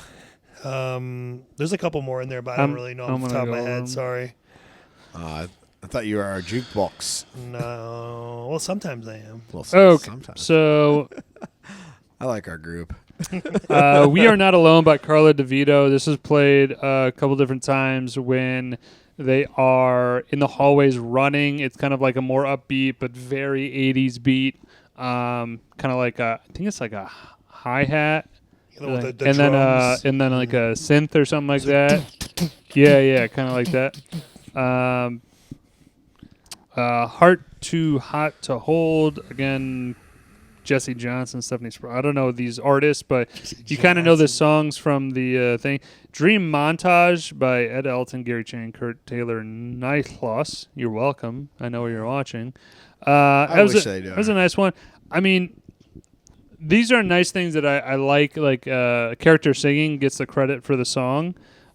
So the River Kwai March is what Bender sings. I'm gonna pull it up real quick because it's something that, again, I feel like a lot of people will kind of like be like, oh yeah, that's dun, dun, dun, dun, dun, dun, dun, dun. That one, dun, dun, where they're whistling. No. Oh. The river. I thought that was it. I'm sorry, you are absolutely right. That is that. Hey. That's the He's whistling. 1 for 1. Yeah. I was talking about the. I was like, I thought that was it. Nope, you're absolutely right. I was talking about the I Want to Be an Airborne Ranger. Oh yeah, when he's singing that in the as gym. Judd Nelson. Again, I gotta look it up. So the one that you were talking about, the whistling one, when I hear that, I think of The Simpsons. Because Bart was doing a song for Lisa's like, Lisa, your teeth are big and green, Lisa. Oh, wow. You Okay, smell yeah. like gasoline, Lisa. Da da da, Lisa. Is that the one where Michael Yes. Jackson? You're Yes. my sister, mister. Yeah. Yeah, that's all. It's a brief. And they trip use a down fake Simpsons. name or like. Any Simpsons fans like me. Yeah, you know. Kirk Van Houten. Yeah. Can I borrow a feeling? Kirk Van Houten. His tape track area. I want to be an airborne ranger. I want to lead a life of danger. For the day I die, there's 5 things I want to ride. Bicycle, tricycle, automobile, virgin mothers and a Ferris wheel. It's just like John Bender being a fucking asshole. Right. And I just like, though, again, even with the whistling thing, it's like, they are singing it. It's not the actual group, but it gets Right. credit as the River Kwai March, you know. Yeah. So it's pretty cool. What else I got on the old soundtrack here? I'll just say this to Judd Nelson's portrayal of Bender. I think what a challenge that would be to bring that energy and that I think monologue. Those like a lot of weight was on his shoulders. Let's just put it right there. But I think he did a real good job delivering on that. Like I said, I thought he was way too old for the fucking role. We'll but, talk about picking this later. One thing that I think is actually, again, to go down nerd fucking highway here. Let's adjust our glasses. There it is. Sunshine of Your Love by Clapton. Fucking love Clapton. Isn't it Cream? But yeah. Well, Clapton music by him on the thing there. And I think Cream. Either... vice versa. I don't know. I think he was in Cream at the time. Maybe that's what it is. He's credited in it. Whatever. Hey. I think it's very mistaken a lot when Bender is doing the da-na-na-na-na-na, which sounds a lot like Smoke on the Water. Yeah, it does. Right? But it's actually Sunshine on Your Love, which is an infinitely better song than Agreed. Smoke on the Water. It's fucking listen to Sunshine of Your Love, absolutely, by Cream. One of the fucking most amazing songs. But again, I think it's mistaken a lot for Smoke on the Water. On soundtrack, I'm good. Moving on. Yep. Do you want to do the quotes and table reads, Woj, or? I would definitely like to do that. I am gonna again. I got, you know me. I'm a quote man, but subject to this fucking bullshit that is IMDb. You want me to start? Throw some out. I'll throw some in. All right. Well, obviously, you got "Don't mess with the bull, young man. You'll get the horns." Classic. Harry said, "Do you sleep or the hot beef injection? Do you slip or the hot beef injection?" And then, well, come on, do it. Do some justice. You slip or the hot beef injection. Sorry, I didn't. God. I So mean, inflection needs to be. you goddamn right, man. What are we doing next here? one, Amelia. Hey, you're not urinating in here, man. Don't talk. It'll crawl up. Emilio's a little over the top of his movie. I'm not gonna lie. I like when he was shitting on the janitor. Andrew was wondering how you got into the custodial arts. Yeah, that made me laugh. Does Barry Manilow know you raid his wardrobe? Oh, it's a great fucking burn. Bender is like, he goes and takes a screw out of the door. And he's like, screws fall out all the time. The world's an imperfect place. That's and Vernon's funny. just getting more and more pissed. They're like moving the fucking magazine rack because it's 1985. Sir, that's a violation of the fire code. Yeah. What are you doing? I thought you were smart. Dude, he's like, get this out of here. I thought you were And then, fired. Anthony Michael Hall's character is like, actually, there's fire exits. Like, and he's like, shut the fuck up. Let's see. Keep tossing them out. How come Andrew gets to get up? If he gets up, we'll all get up. It's anarchy. Yeah, exactly. I like. He's like, yeah, my weed's in Brian's pants. Over Oh, there. he's like, oh, what did you go to get your dope? He's like, impossible, sir. It's in Johnson's underwear. Yeah. And dude, they pan right to and Anthony his face is like, oh. Love it. I mean, I don't really oh, what if your dope was on fire? I taped Larry Lester's buns together. I did get Larry Lester correct. Fuck yeah. I said Larry Sellers. Watch the tape back. Fuck me. I can't get this perfectly, but he's like, yeah, look at Bender in 5 years. You know, it was going to be a fucking joke there, a fucking laugh. He's like, you'll see how funny he is then. Yeah. Andrew said, what do you need a fake ID for? Then Brian goes, so I can vote. Yeah. So I can vote. That's a good line. That's a good line. Bender and you're goes 68 in his ID. It's like the fuck. Oh yeah. So Bender, it's Richard Vernon, but again he just goes, Dick. Yeah. Excuse me, Rich. Will milk be made available to us? That was fucking great. He's such a smart ass. Let's see. Any more, Ryan? You tapped out. Nah, I don't. Well, I mean, you have the table reads coming up. We got two table reads. Yeah, that's kind of what I would say. I think Ali Sheedy's like, yeah, well, I fucked my therapist, you know, or like that whole like monologue of her just going down that fucking train Brian wreck. said, chicks cannot hold their smoke. That's what it is. I think it's when he's doing the impression of the guy when they're high. Chicks can't hold their smoke. That's what it is. I think that's how he says it. Let's see. And hold on, you know what? No, I'm gonna save it for later. Saving it for later. All right. Yeah, I don't have any more. I don't think I do. Okay, I mean, Bender's telling this joke as he's climbing through the air ducts Ceiling. or ceiling. He's like, naked blonde walks into a bar with a poodle under one arm and a 2-foot salami under the other. Bartender says, I guess you won't be needing a drink. Naked lady says, and then as soon as he falls through, he's like, oh, shit. I said, when he catches them playing basketball, he's like, don't you want to hear my excuse? Out. I'm thinking of trying out for a scholarship. He also fakes throwing the ball at him. He does a pump fake at him. Little punk move. I love it. Oh, dude. And I'll talk about this later, but Emilio Estevez, if I lose my temper, you're totaled, man. You're done. Totally? This is like, I'll waste you or something like that. Yeah, you're a wastoid, man. Sporto using that a bunch. Yeah, Sport right here. Sporto, what? You get along with your parents? Well, if I say yes, I'm an idiot, right? You're an idiot anyway. But if you say you get along with your parents, you're a liar too. Yeah. Yep. But yeah, there's some good. Yeah, I think that kind of rounds it out. I'm looking. Last call. Last one. Around the board. I'm in the physics club. We discuss physics, and I like his kind of like. Oh, dude, Andrew. I mean, again, Emilio has got some good lines too, though, because Brian keeps asking him questions. He's like, one more. He's like, you asked me one more question, and I'm beating the shit out of you. Oh my god, he's like, what are we doing? Why are we here then? Shut the fuck up. Yeah, I would say the same thing to him. Honestly, it's like you committed to this. You didn't have to, so shut the hell up. You know. I think I'm good. Yeah. All right, we'll just move on to your table reads then. Yeah, so I picked out one that is essentially, again, a monologue for Bender, and then the other one is it's between Vernon and Bender, but there will be two other characters that jump in with one-liners. So basically, it's... We'll do a Do you want to do Bender and Vernon first, or Bender and Andrew? Well, I think somebody else could do Bender as long as you get the inflections right. Oh. And then Vernon. I could do Vernon on the first one. I'll do Bender on the second one, though. All right, yeah, The you do the second monologue because I'm not doing that. And then I somebody can be- needs to be Claire and Brian. I can be Bender if you like. All right, I'll So be Claire. you'll be Bender. Yeah. Why not, Bobby? You do Claire and Brian. That's as fine. a jump in, and I'll do Vernon.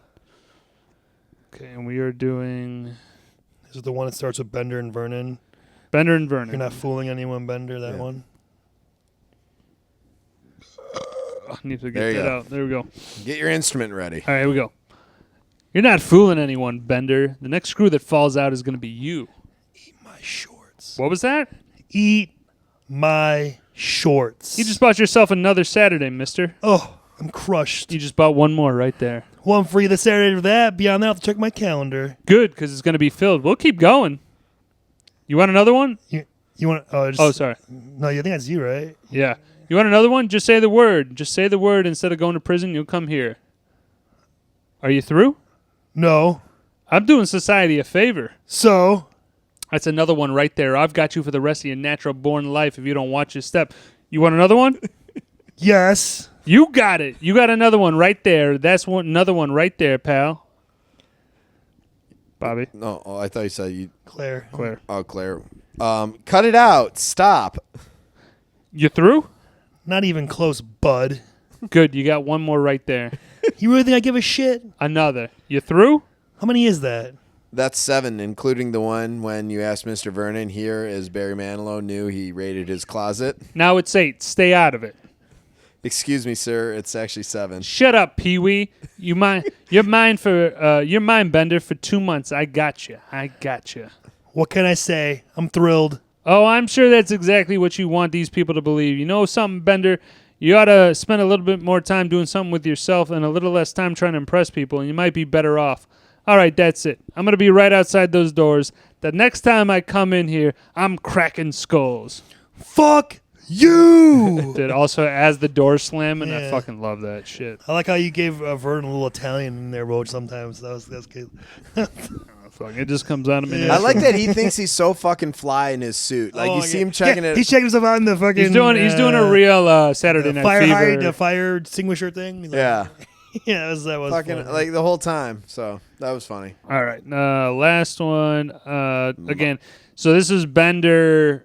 They're at lunch, and he's going through. I do love it's a little like quick thing. It's not even a real scene, like to mention, but he's going through Brian's lunch, and Brian like just reaches over to grab something and just smacks his hand out of the way. smacks his hand. It's like, get the fuck out of What here. are we having today?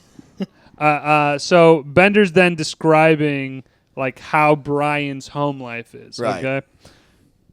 I'll be Andrew for this. He has one line. I'll Yeah, do one Andrew. line. Okay. It's like, here's my impression of life at Big Bry's house. Son? Yeah, Dad? How's your day, pal? Great, Dad. How's yours? Super. Say, son, how'd you like to go fishing this weekend? Great, Dad, but I have homework to do. That's all right, son. You can do it on the boat. Gee, dear, isn't our son swell? Yes, dear. Isn't life swell? Oh. All right. What about your family? Oh, mine? It's real easy.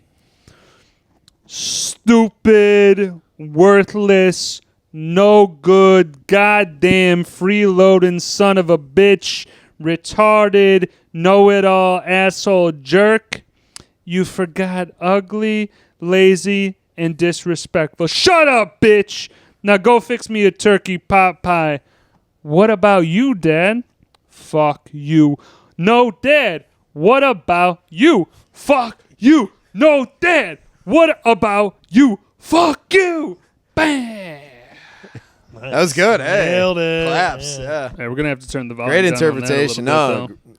I mean, yeah, he gets into it. You got to do it. I like it. Hey, Yeah. commit. I mean, again, man. I think these are, without a doubt, these are climaxes of the film in terms of, like, showing Bender and Vernon are absolutely at odds. It's a fucking teacher versus a student who doesn't give a fuck. And Bender's shedding the light into, like, no. I'm His fucked home up. life Hey, fucking sucks. look at yeah. that. Size of a cigar, wouldn't you say? That's what you get for Spilling spilling paint. paint in the garage. It's Yeah. like, God damn, man. You know what actually hit home for me, and like I thought this said a lot too. Is like after all of this, and give Claire some respect. Like, oh, I consider y'all friends. She's like, yeah, but I'm not gonna come Monday. I'm really probably not gonna pass you in the halls and try to strike up a conversation. You know what? Like everyone's shitting on her. Like you're a total bitch. Like at least she's being honest. So that's something that I'd at least admire about someone. But I understand that there's pressures, societal norms, and if you're in a crew or a group, typically you don't do that kind of shit. I was never really like honed in on one set, so it really didn't apply to me. But I think that from there, when he's like, you're actually one of the worst fucking people because you know how that feels, and you're doing this to someone else, like actively doing it to someone else, like prematurely. So sorry, that was a little. Oh, good tangent, man.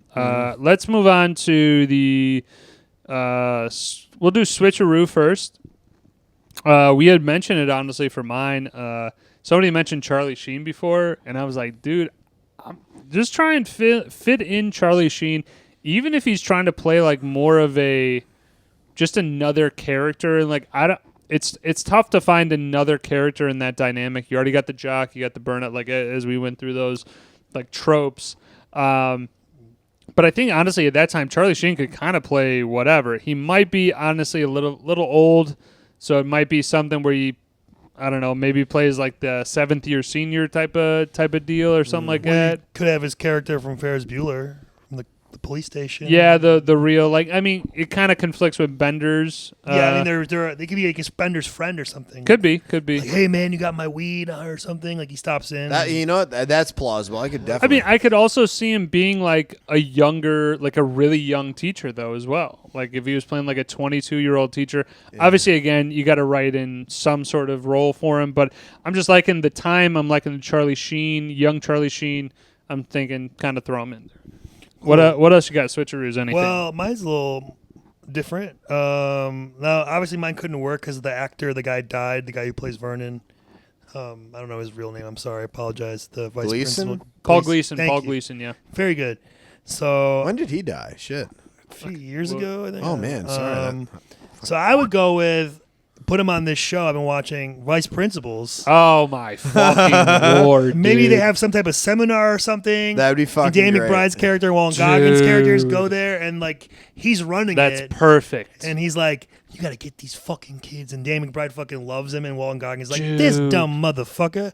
I don't know. That is like, Walton Goggins in that show, though, for sure. Who the fuck does this motherfucker think he is? It's called cocaine, bitch. So I was thinking something like that would be perfect. That is mix their characters in together. Yeah. Let's make that shit. What would you actually know the the name of this film? I can't think of it off the top of my head. Steve Carell is playing a wrestling coach. Foxcatcher, but it's Emilio as grown up as the Foxcatcher. I could see it. That'd be my switcheroo or spinoff, like him getting older. Yeah, he's still Andrew Clark as one of the wrestlers in that. Definitely, yeah. I see that. Spinoff, prequels, sequels. I'm gonna say one that is a little bit more like, I don't know, a little bit non-generic, like the spinoff between like 16 Candles in this. Well, no. I'm saying like Bender Vernon, like trying to see if they're like, you could go very dramatic and very like heartwarming, where like he does turn a corner and he's like, Vernon's my guy, he's my mentor type of deal, like a Good Will Hunting almost. But I could also just see. Like as the more generic is like, I kind of want to see, like you were talking about, like Claire is saying the next day, like, are you going to talk to me? Are we going to be friends or whatever? I'm kind of interested to see how Monday plays out. If I'm being honest, like high school romances and stuff like that, it wasn't like that much of a flat. It wasn't one day. It was usually like a couple weeks. If you were into somebody and you guys were like, okay, we're hanging out. It was usually a couple week cycle. I would kind of be interested to see that. Obviously with Hollywood right now, it's just, I think there's honestly, it's going to sound odd, but I think is an actual great thing that some directors die earlier so that it makes it more difficult for movies to get made again if they have rights to the film. Right. Or they, okay, I can understand it. that. It's like put into a trust. Well, I mean, like, think about it. Has there been a Ferris Bueller's Day Off too? Has there been? I think they're probably tried to make it happen. I'm sure they've point. tried to make it happen, but I'm assuming that his estate has just shut that stuff shut down. My question is, did 16 Candles happen before or after Breakfast Club? Year before. See, that's where I thought that could be a prequel to Claire, essentially. I mean, Molly Ringwald, like, that's what shot her to stardom, was this and 16 Candles. If I'm being honest, 16 Candles is my least favorite John Hughes film. It just not my cup of tea. I don't know. It has that same high school feel. I like that one better than this one, to be honest. Okay, that's your prerogative. I think it's an obvious sequel. High school reunion. 10 or 20 years later. Probably 20 would be better, but. So they're 38, 40? Yeah, like, okay. They've lost touch somewhat, but they see each other at the thing, and then maybe they all like, hey, let's go back to the library, and they get like locked in there or something somehow. Okay. And then they kind of got to like talk about how their life's not what they thought it would be, and maybe like, I don't know, like Bender or someone or whoever, Claire's married and Bender still likes her, and they have a little, thing there. I don't know. I think you could easily do that if you wanted to. Sure. Not anymore, maybe, because they're all very old now. Well, I mean, again, dude, we're talking about fictitious. Yeah, we're talking about in our dream, this is what we want to do. I think that'd be the obvious choice. Okay. Sounds good. Bobby, you already The only other, like, oddball to this is, and this kind of plays into one of my favorite movies, is Happy Gilmore. Anthony Michael Hall has a son who is a caddy at a local golf club, and they're hosting this tournament, and he's like the same guy who holds Happy Gilmore's clubs. I thought that'd be like just a funny connection where you see Anthony Michael Hall like run there with like Molly Ringwald and be like, son, Okay. like, I don't know, because they kind of look alike. I just thought it'd be kind of a fun, like, I mean, I think because it's the timing would be about I think right. it's the first time somebody merged Switcheroo and spin-off that sequels. sounds like more of a switcheroo. But I'm saying it also kind of works with a spin-off sequel like 20 years it's later. like both. Anthony Michael's son is a caddy you just for kinda, Happy Gilmore. You're hitting both categories. It's not a terrible idea. Yeah. So, any other categories before we get to picking hits? I just would mention that for a favorite cinematic shot, the final shot of Bender with his fist in the air. Yeah, that's it. Walking away from the football field. It's iconic. Iconic. I would just mention that. That's sure. Okay. In terms of picking hits, let's just get the main one out of the way. Actors, again, absolute Hollywood problem. You're getting actors who are way older than the high school age that they're playing.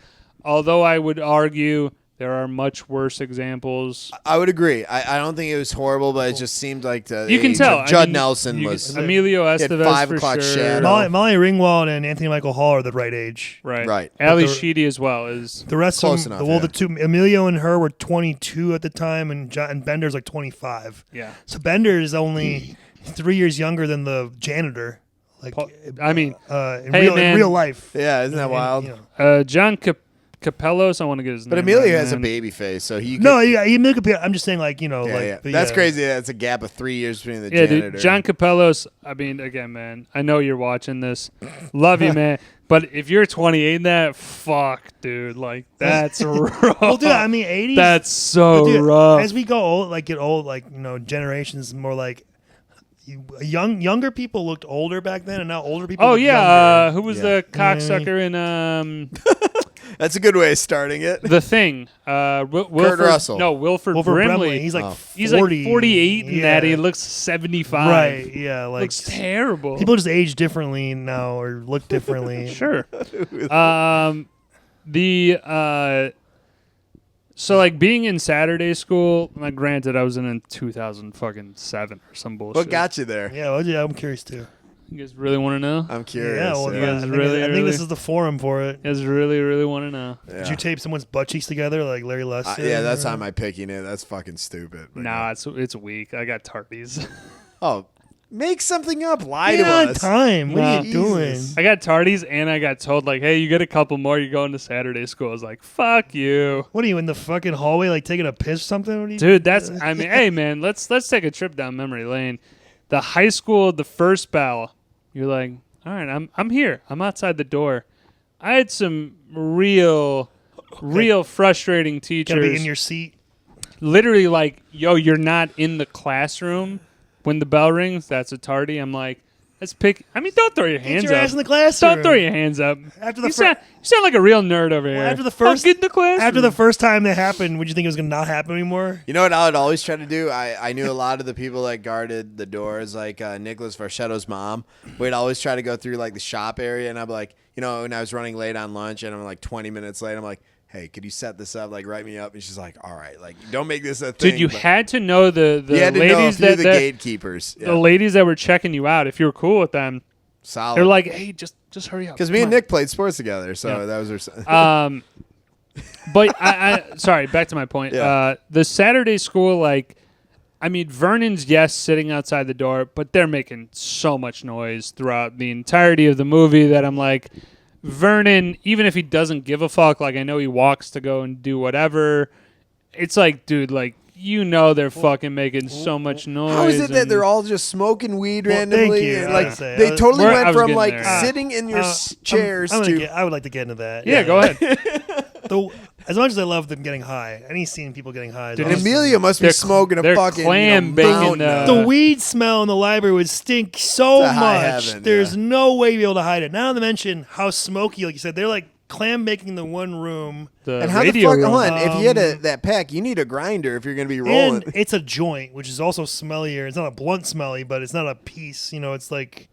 It's kind of an in between, but yeah, I mean they're ripping weed, and the it's guy just there would have the whole thing with the glass. He had like a quad worth of like weed. The glass breaking from him screaming or the music. Yeah, like I said, there's his a lot dancing after getting high. Holy shit! The dancing what and the flipping around. Edit the that out somersaults. Completely.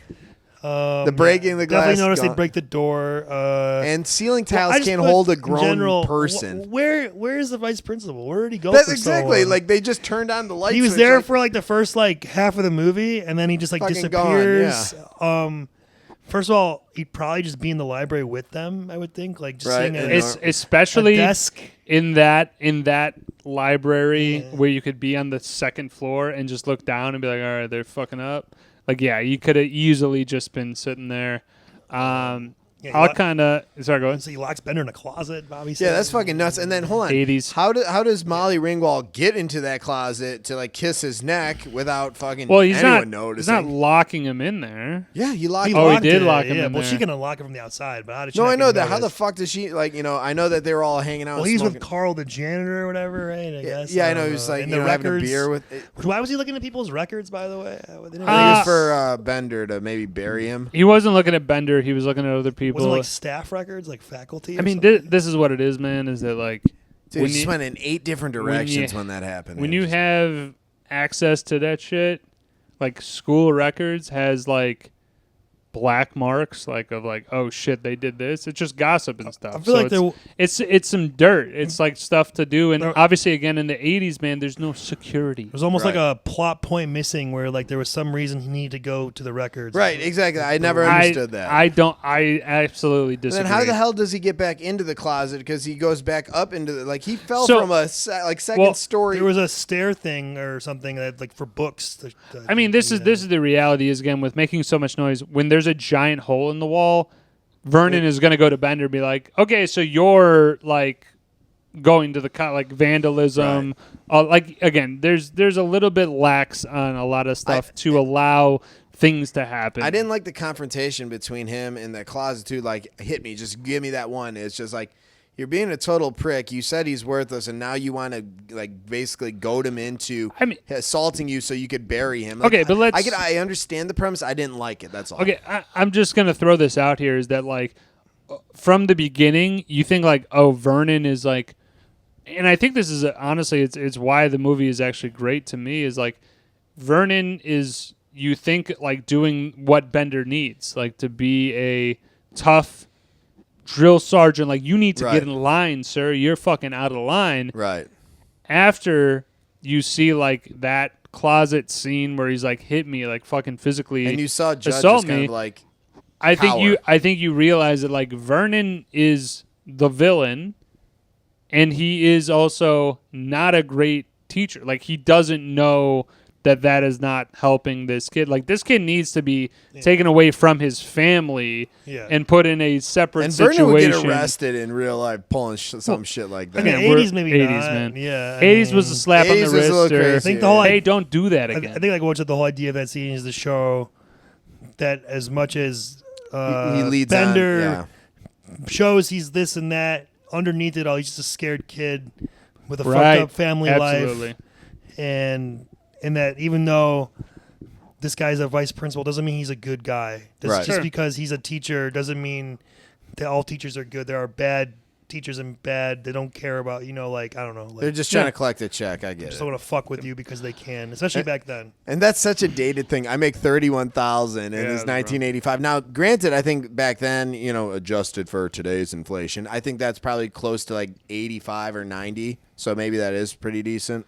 I had two more. Yeah, I would just go with the trash talk by Andrew primarily is fucking horrendous. Yeah.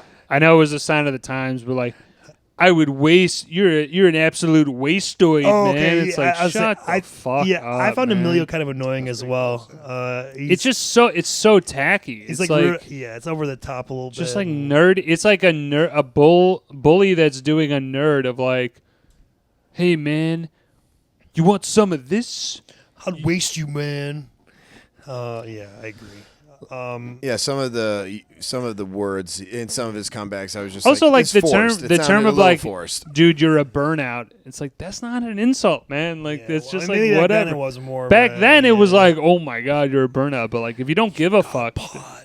And also it's weird because they do swear in the film. So like he could have been if he had a fuck in there, he goes like, man, you're a fucking wastoid. It sounds so much better, but it's weak. That aligns with him. Like, hey, you got to be structured. You got to be. Some of his dialogue sounds a little forced, I think. No, but part of his character is you don't have a brain of your own. You do as you're told. So maybe that's why he tried to not swear in front. And he told me he wasn't going to swear in front. He's like, hey, watch your language. I mean, he has an absolute breakdown of his relationship with his father being a psychotic. Yeah. You got to want your son to win is one thing, but to make it like that is your fucking goal, like you can't step in this house unless you're a fucking champ. That's psycho. That's what you got, Ryan? I have. Where did Ali Sheedy get her new preppy clothes from at the end? Right. Where did that come from? Claire just have them in her bag, or like where did those? She had like the whole white outfit. Yeah, I don't know. Man. Now the makeup, obviously, she has. That makes sense. That checks. But I thought she'd still be in her black, unless she had it underneath or something. Maybe. And then the lipstick application between her like tits that are non-existent. I don't know if I really buy the two couples getting together so easily and agreed. They all becoming friends so fast after like one day of detention with these kids. I don't know. I think maybe if they would have gone through a harder hardship or something. They're just sitting in a room. I don't. Right. And if I'm Claire's dad, some dude's trying to like mac on my girl. It was very close to the parents' car. Like the car. You're standing right next to it. I'd be like, the fuck that's happening. Oh, yeah. Like making I would pop out and be like, you fucking go away right now. Well, it's also just a weird thing of like, okay, you're in Saturday school, so your parents are pissed. Like, what the... Except Claire's parent, like, dad is like, it's fine. Because they're going through a divorce and it's just like, what...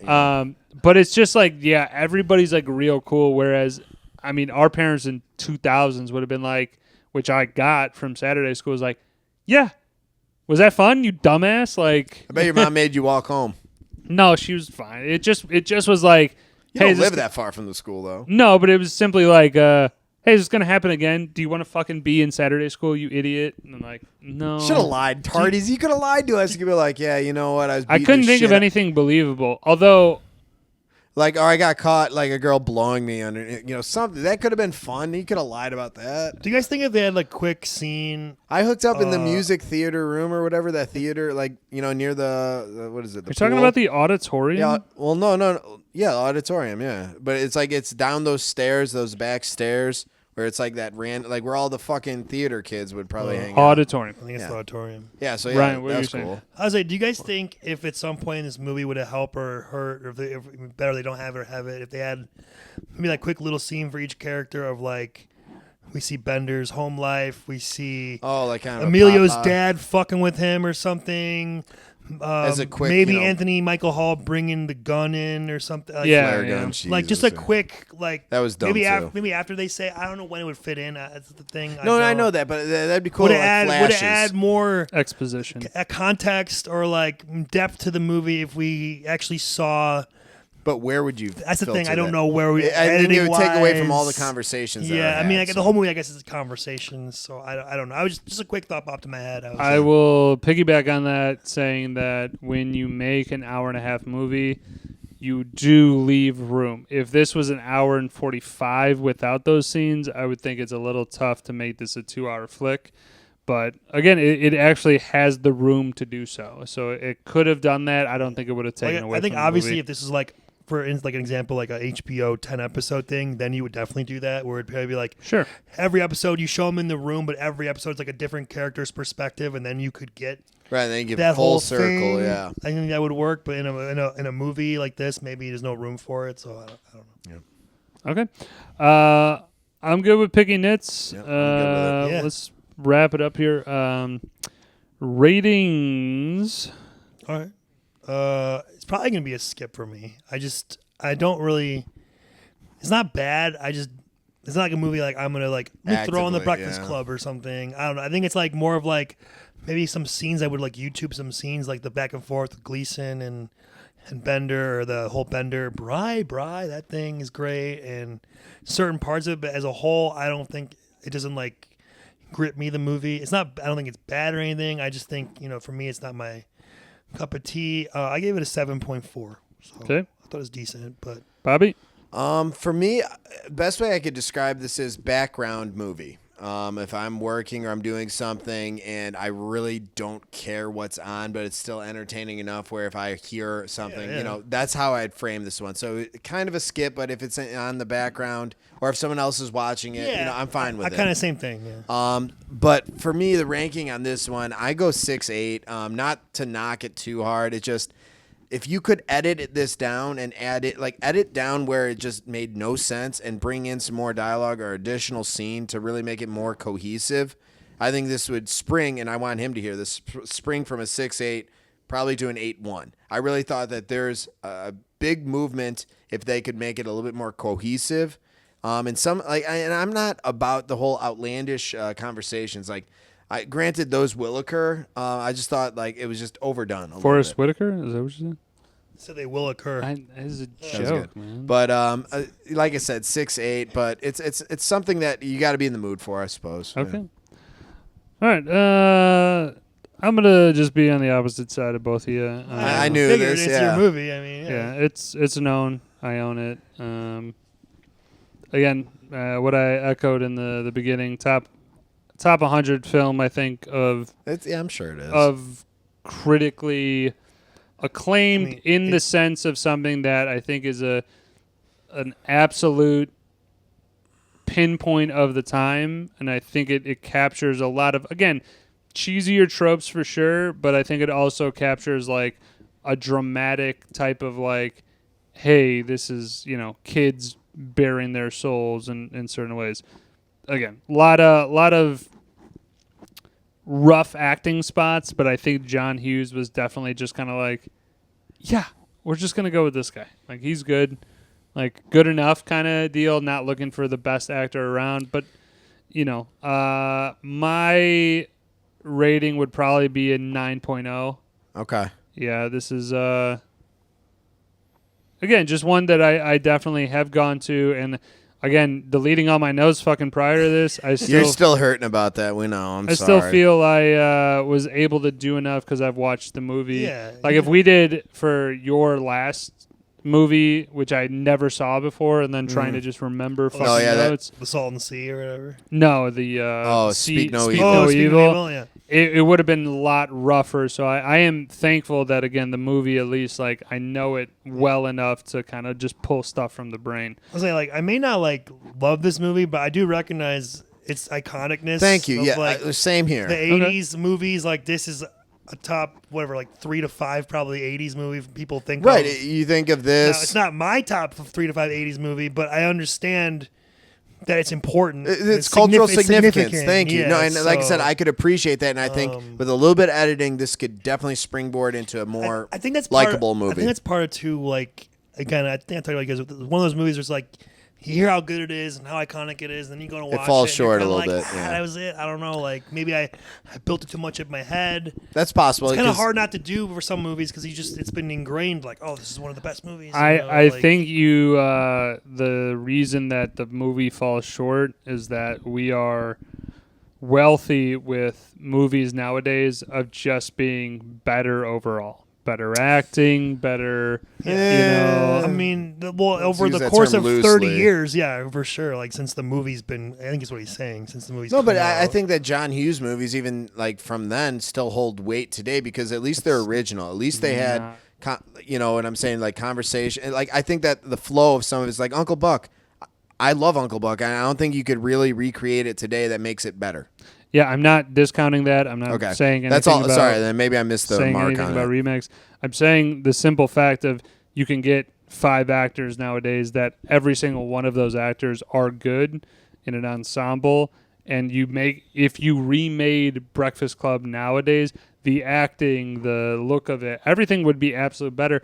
It's just it's the fact of if you saw it in the 90s or in the 80s, like you would think like, oh, this is a good overall movie, or I like it a lot. And I think it's more of, again, why it doesn't hold up to today's standards is just because there's so much better shit out there that does this in a way of like the high school, like, you know, like I'm thinking of like Varsity Blues. Like it has like this high school love story, drama aspect to it, but the movie overall is so great because there's also other shit in it. Like this is simply like the drama of high school teenagers and their lives, and it's kind of like a one through line of like, this is how high schoolers are. Yeah, I mean, for me personally, I think again, like it's just like it's not as heavy on the comedy as other movies. John Hughes movies specifically are. It's more on the serious, the teen drama. Absolutely. And I don't really care about that as much, especially being a 36-year-old man. It would be weird if you did. You know, so it'd be weird if you did. Maybe if I saw it when I was 13 or 15 or 16, maybe I'd be like, especially when did you first see it? Probably 20, I saw this. something? No, before that, I think in middle school. I saw this, you know, because it was available, or my sisters were watching, and I just, you know, sat in and for sure kind of listened in. I mean, again, Ryan, with you seeing it in your 30s, again, the content alone is just like high school drama. You're like, I don't give a fuck about that shit. So I totally get it. Again, it's not the end of the world. Okay, you guys don't like it or not the greatest. I love the dance scene too. I thought that was well done. You know, it's very kind of random, but it was random, but I think well done. I mean, when they're doing the like walking thing, that's fucking it's sweet. iconic. I think it's really funny. But overall, again, it's not, to me, honestly, this is nothing that I'm gonna die on a hill for. This is not a sandpaper hour. Like if you said like Austin Powers is the worst movie of all time, which I know you guys aren't in that category. No. Like, then we're, like, fighting. We're going to have to get some gloves and figure that shit out. But, like I said, Breakfast Club, again, check it out if you want to. If you don't, I don't give a fuck. Okay. So. 80s trifecta. 80s trifecta. That's Ryan, because I did the album. Oh, I'm excited to hear about it. I got mine already. So I've already done actually quite a few 80s movies. Yes, you have. I've done The Thing. I've done The Terminator. I've done Uncle Buck. I did Stripes. You're an 80s baby. So I've kind of painted a lot of corners in the 80s. You did Stripes too. You weren't here for that one. Yeah, I was gonna say I don't remember that one. Now, a couple, like 2 or 3 came to mind that I could do. Now, one's a sequel. We haven't done the original. Oh, I already know. I'm not going to do that one. That would be Aliens. But I'm not going to do that. Gotta do him an Alien. Gotta do so Alien. I'm not going to do that one. We will. Then it came down to 2 other ones. I think I'm just going to go with this one. It's going to be John Hughes. It's going to be Ferris Bueller's Day Off. I like it. That's my Uncle Buck and that are my favorite John Hughes. I've been wanting to do that.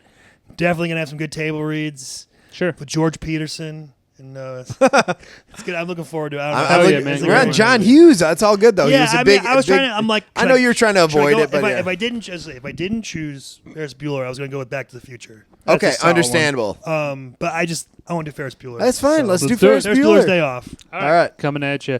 The Journeymen Lounge Pod will ride again. Woj will have his notes. I like that sign off. The Journeyman Lounge will ride again. Yeah. We'll have notes next time, so that'll be fun.